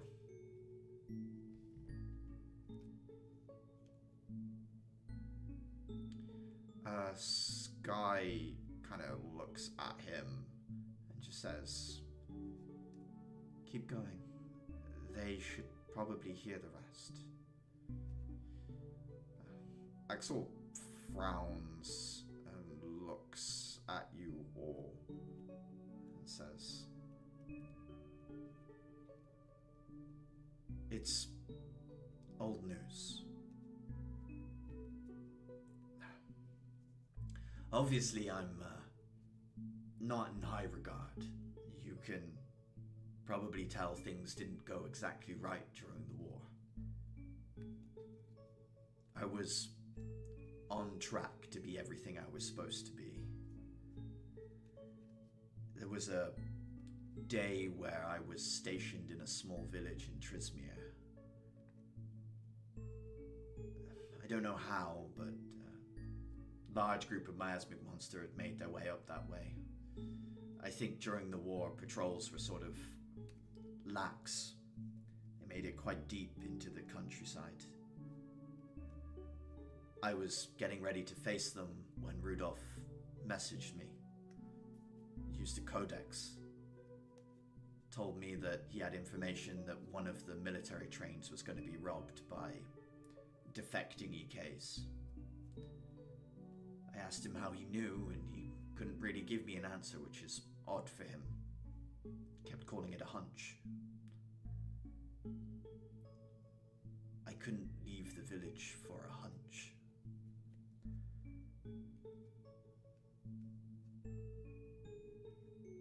The support I needed, the backup, they listened to Rudolph. They stopped the robbery. It was a big deal. think that's why they made him investigator in the end. I was alone for quite some time. I had to use my power. I don't know how long I was fighting. I don't know how long I was transformed for. I just remember Sky kind of interrupts and says, I found him, changed. I convinced him to stop with an axe. When he woke up, he didn't remember anything that he had done. The villagers fled from him like they did the miasmic. Ever since, I've not been able to control when I change. When I become that thing, I am not myself anymore.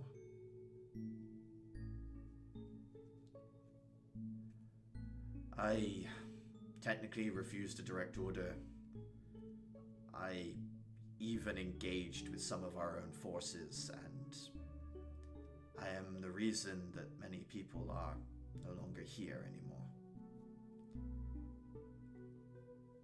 I served penitence in a prison for some time. When I got out, well, my rank had been rather degraded, my reputation.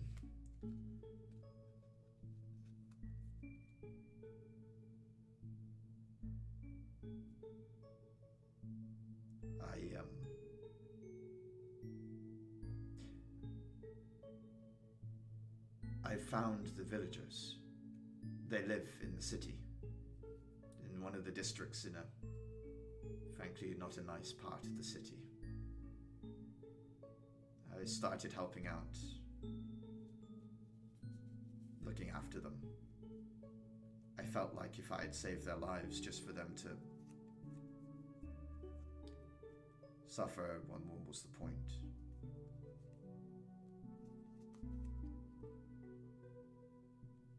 The soot stacks. The matron. That's her. That's No, the village. no, we've known of each other, but we'd never met. No, it's deeper in the city. Oh, okay. The headmistress, she found out about me. She knew my history. She made me a deal. I would come work for her at the academy. She would help supply the community I was looking after with food, support. I was to be given a job at the third years that would give me plenty of time to keep up what I was doing if I served as her right hand. It's been like that for a few years now.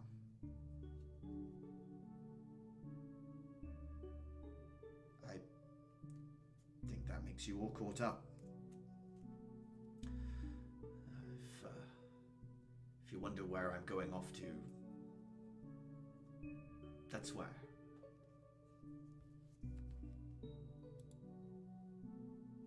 What about the things you take with you, or bring back?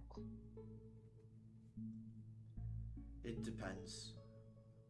The necklace you saw me hand over to the headmistress, that was, the matron is an odd woman. She doesn't have much in the way of money or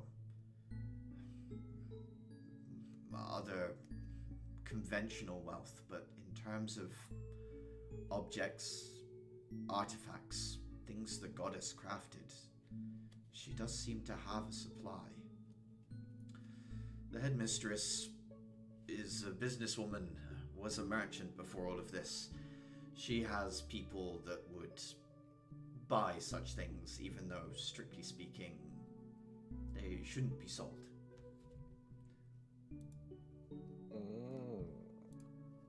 Helping fund the academy, shall we say. Part of how she can do what she's planning to do.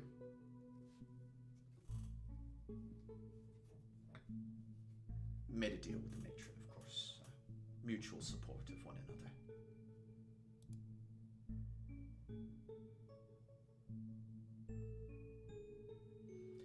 So, I hope that answers some nagging questions you had. After what happened, after what you said, Clara, I wanted to tell you, everything, so you understood how Rudolph fit into all of this, into me and the academy, and we haven't really worked together. It's not like he didn't try to get in contact afterwards. Took a very long time for me to look him in the eye again. And eventually I had to because, well... Desperate times, desperate measures. Desperate times, desperate measures, yes.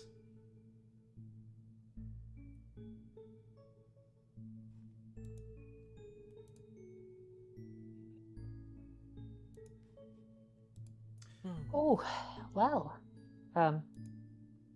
Thank you for sharing.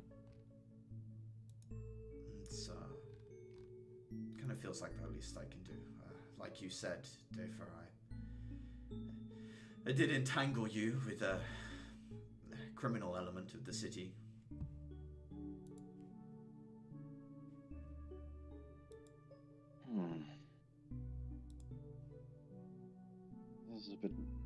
This is something to think on. Yeah. I know it's a lot. The thing is, this doesn't... What we have... I mean, we can't go into the details here, like, pointing around, but, like, what we've seen seems bigger than just a gang. Mildly so. I agree. We have our supporters. I can't help but feel that the Glowmite have theirs. No one's been able to convict any of the suspected higher-ups in the gang. It's always rejected by the Judges' Council on the grounds of not enough evidence, but I'll be honest, the judges are not normally reticent to convict. Normally they're more heavy-handed than cautious. So you fear corruption? I fear that all of this, the attack on the Academy, is designed to do something. Be it spread distrust or create fear. A lot of the judges, they use the ever-present horde at the door to justify many of the actions they take. Well, we're making strides against that, be it the airships, increasing strength of the EK forces, or otherwise. The common folk is less and less afraid of it. Sure, some things like the Divergence, the Hawk Moth, and otherwise still rile up the public, but I don't know. It just feels like there's some other purpose to this, and I think you all agree. I am not sure yet what to think. It seems too irrational to me, given that there's still enough enemies out there. It's not like there isn't other potential enemies you can make a scapegoat out of. I mean, not that I look too deeply into the news, but as far as I'm aware, our relations to or more like Empress City's relations to the Central Empires aren't particularly golden either. I imagine there's a good portion of the council that's rather peeved that they've gone quiet. They, pulled back to their borders, no new warships in years. They're quiet. It's hard to make them into some spooky threat when they aren't actively harassing our supply lines or making any sort of action of aggression.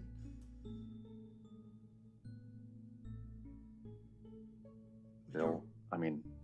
You're right. It would be easier to make up stories about it, but I don't know. It's not at home. It's not at the door.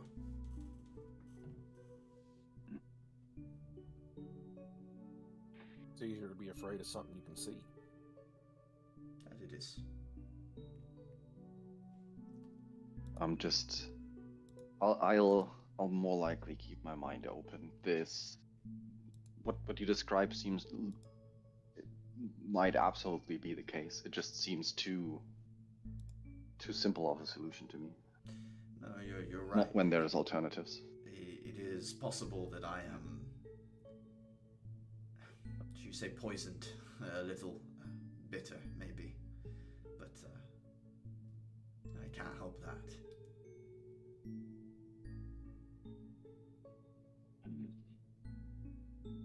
Sky has kind of been quietly watching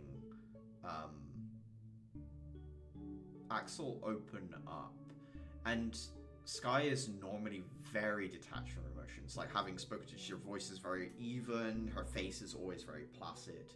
You can see a small smile as she's watching the conversation between Daver and Axel sort of unfold at the table. What kind of smile is that? Is it just like, oh, he can speak, he does do words? Warm? She's watching the healing process. Relief as well.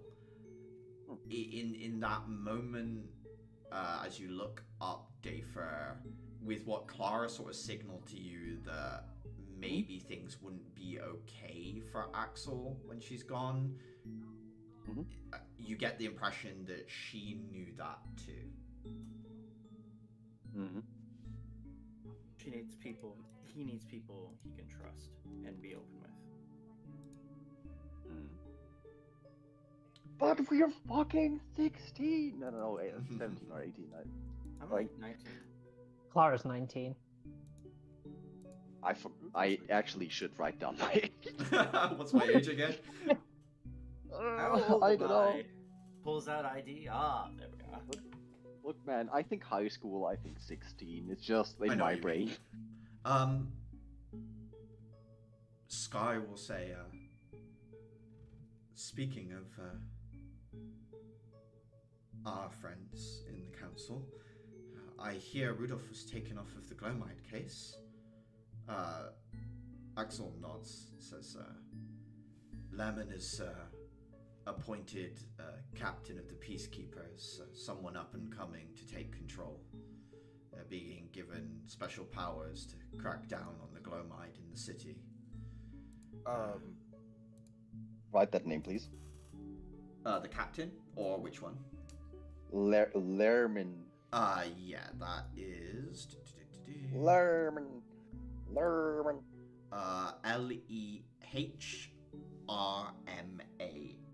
Lerman.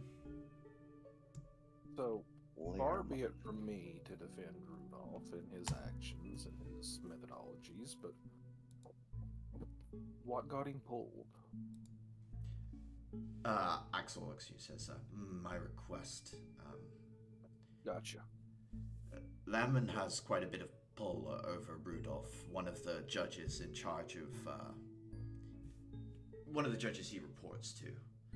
I requested that he make up something more important that Rudolph need look into. I believe that Rudolph is now investigating some other members of the council instead. That should restrict his actions a little. I doubt he'd be so bold as to shoot a member of the council. So, Peacekeeper Captain, was that? Yes, a young woman by the name of Zeder, Zieder. Zida Lerman. No, Zeder is the captain, Lerman is the judge on the council. Two different people. All good. Okay. Lerman, judge.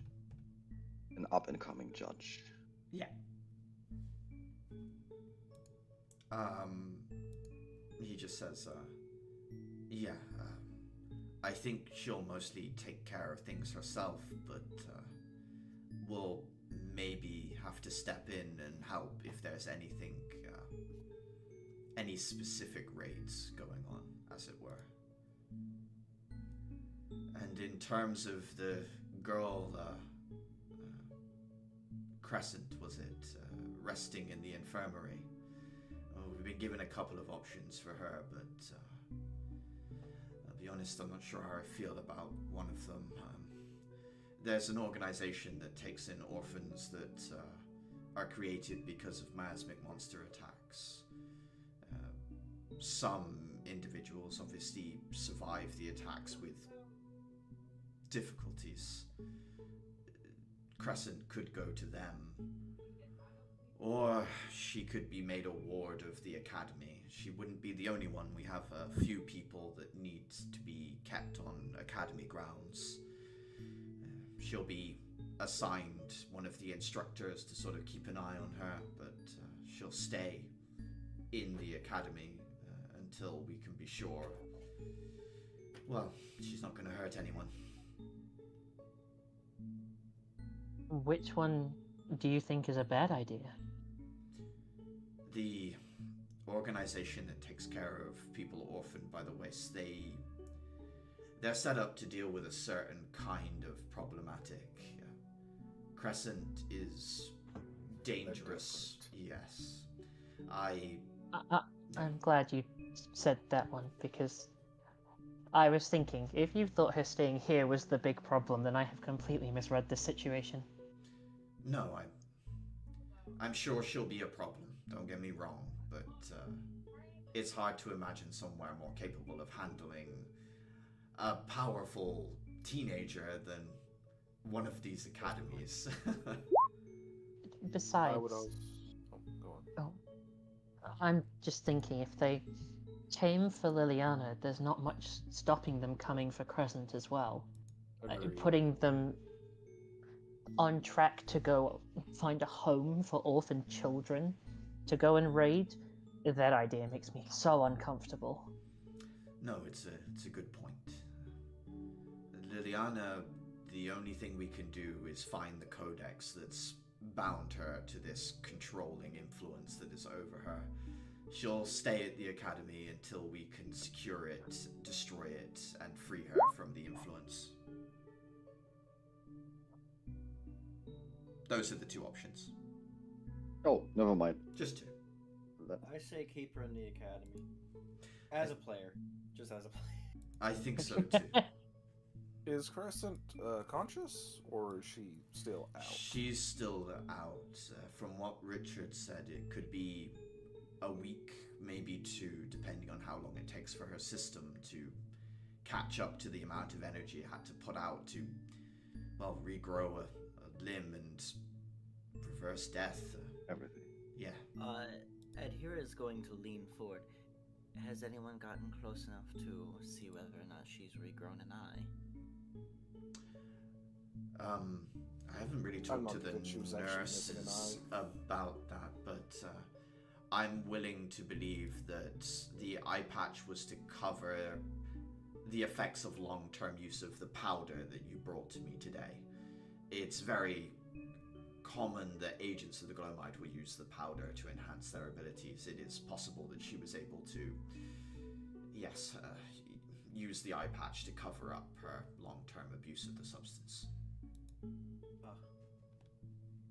Can't say I'm too fond of the idea of having Crescent stay at the academy. She is a pretty direct threat to Uther. She is interested in him, and I am not too keen on that. I understand. Obviously, she'll be kept under watch, and if Uther feels uncomfortable at any point with her presence, then you can just let me know, Uther, and I'll make sure that something is done. I'll be alright. I know, but this class comes first in all of these. Your safety comes first in all of this. Dave would also be like, wait, if I recall correctly, it was Clara that Crescent basically almost killed, or was that Uther? I really do not. She almost killed Uther when we were at like the factory. She almost killed Poison. me when during the raid, and then I chopped her leg off, which she was conscious for. As far as I can tell, the majority of the danger came from the weapon and poison that she was using. Obviously, she's been disarmed, and the poison is not available to her. I have no doubt that she's well trained. She is dangerous, but there are steps we can take to keep track of her, and I assure you, Dave, we'll take every precaution we can. The danger is being put on us at the academy, but as Clara said, it's danger to us or danger to an organization that looks after children that have already been through a lot. I think this is the best option, all told. As easy as it would be to offload our problem to someone else.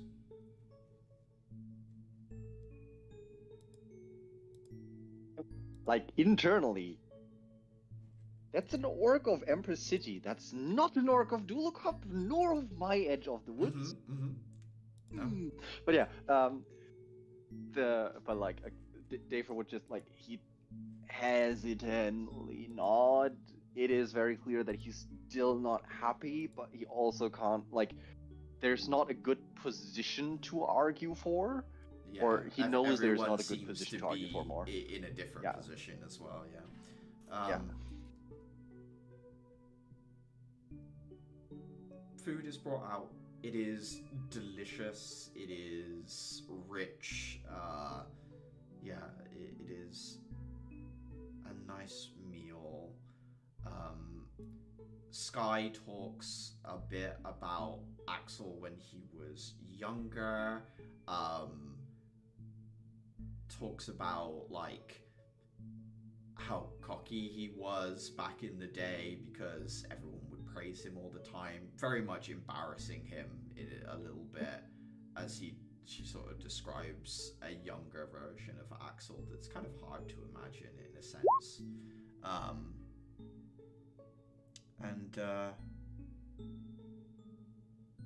Sky, as the night sort of peels forward, Sky will turn towards you, Ichi, because I sat at the table and just say, I mostly really only had one question for each of you. Namely, why? I know for some of you it wasn't entirely your choice to come here, but an Empress Knight? There are lots of ways to help your community back home, Dafer. I understand your mind is where it is, but being an Empress Knight is not easy. Why do it?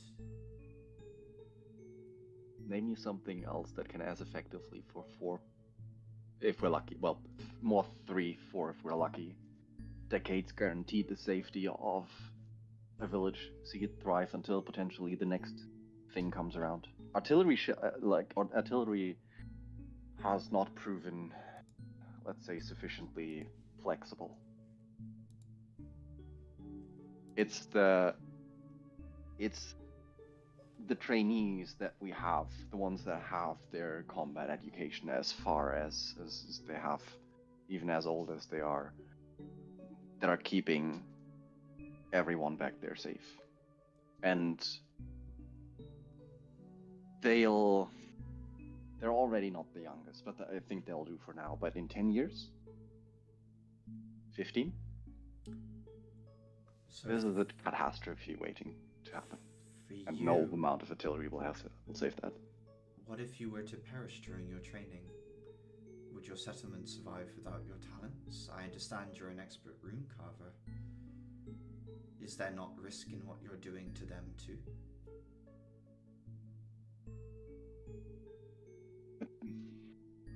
The amount of the risk, the gain that you get for the risk outweighs it by far. She nods. And I think the sacrifice it means it's only mine. I understand. You truly do value them more than your own life. a It's- quality for an Empress Knight that will be useful, but remember that your life does have value intrinsically. Don't throw it away readily because you think it will do some good. It's not that I'm happy about it, it's that I'm all too willing to give it up. It's that out there, it's your back against the wall with very few options. And it's easier to make this sacrifice now rather than make a harsher one later. Okay. I'll do my best to keep that in mind in the field.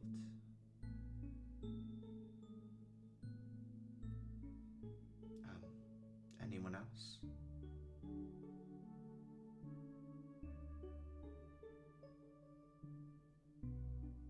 Uther, you come from that region as well, but from the city, correct? Yeah. Why an Empress Knight? You have organizations, military structures in Dudukop, do you not?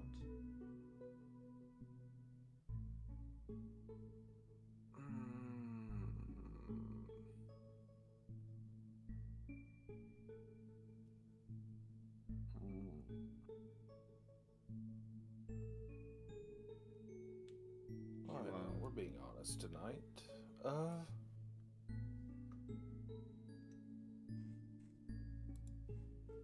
being selfish. You seek accolade, power, respect? In a part, yes. It's a... Well, I'm going to use this term lightly, and feel free to berate me for it later. It is a quote-unquote quick and easy path to some modicum of recognition. It also doubles as strengthening, continuing to show the strength bonds that our two cities have. And I want to help people. I understand. I've worked with quite a few people with a similar spread of desires. And she just sort of nods and then looks at you, Adhira. Are you here to protect your home as well? I understand that the loss of a guardian has affected your nation quite severely. Yes, but my reasons are a bit more personal. There was a nearby settlement that got wiped out recently. I knew people there. I had others who had family there. And looking at them after the fact, in the wake of such loss, well, I knew that the Guardians can't protect us forever. They can't get everything that slides beneath the sands. And, well, as you can see, they can be destroyed. They aren't infallible. It is in the light of that realization you've decided to be the guardian that they could not. Is that correct? I can try. Understood. She downs the rest of her drink. Kara, you are not here entirely by your own volition, but I have seen you put no short amount of energy into your studies. I see you take it seriously. Is there something that drives you beyond what has happened?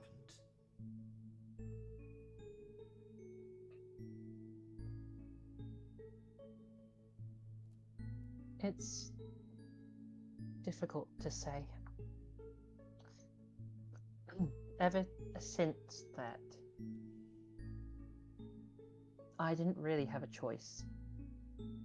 it was leave or stay and become a martyr, no matter whether I lived or died in the takeover.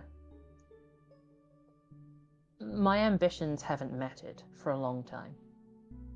I was second to my brother, and then I was second to nothing. I love the world and all of the things in it, and I think that all of them have their use. I suppose part of me being here is learning how to make the best of a situation.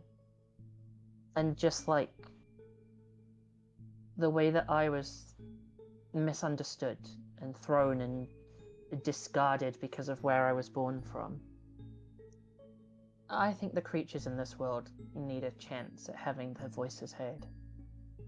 So, at least until the world stops spinning, or I stop spinning in it, I'd like to do what I can to make a difference for those who can't speak for themselves.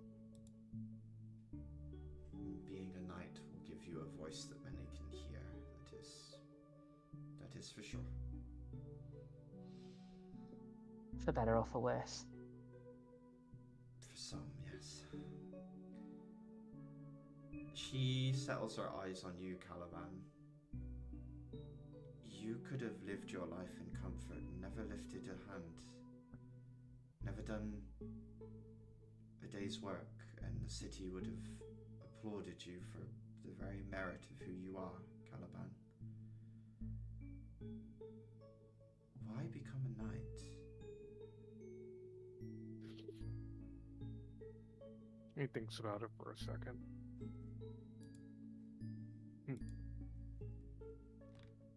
I won't say it's for anything as lofty or esteemed as duty or honor. I simply have obligations to fulfill. And this seems like, well, allow me to indulge myself a little bit. More entertaining way of putting it. Though I do look constitutionally not as put together as the rest of my peers.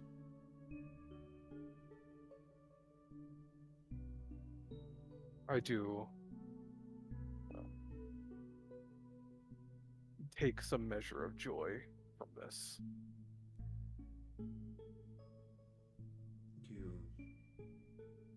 You said that you have obligations. To whom?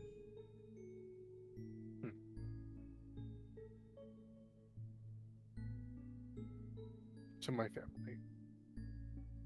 And others. Forgive me for... I understand that your position as the son of a noble house is probably a little complicated, so thank you for sharing what you have. I'm glad I could share what I could. You sort of like nods respectfully. Sky sits back for a moment, having considered each of the things you said. Says,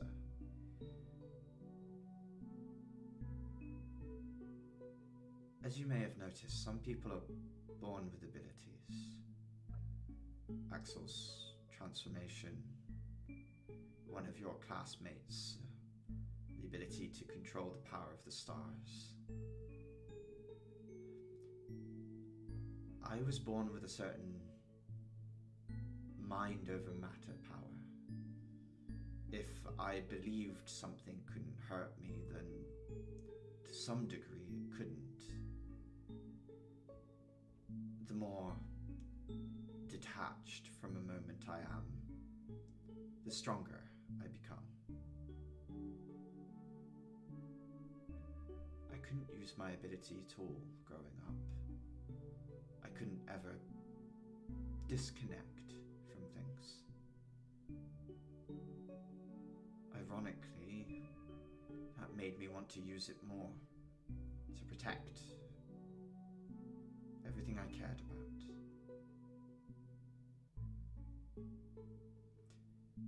I became an Empress Knight because I thought maybe it would let me control my power, use use it for good. That is what I have focused on all these years, and what I continue to focus on. I won't say it's been easy or gone perfectly the whole time, but you all have good reasons for being here. No reason is perfect. But in the fields, I know why you will keep fighting, why I can trust you to hold the line, and why you'll listen to me. I look forward to it. I look forward to seeing whether you can achieve all you set out to do.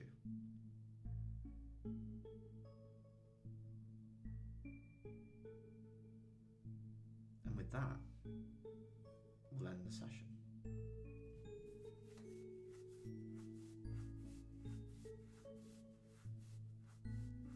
What a good little guy. Mm-hmm. The teacher's going to shove me in a locker when we get back.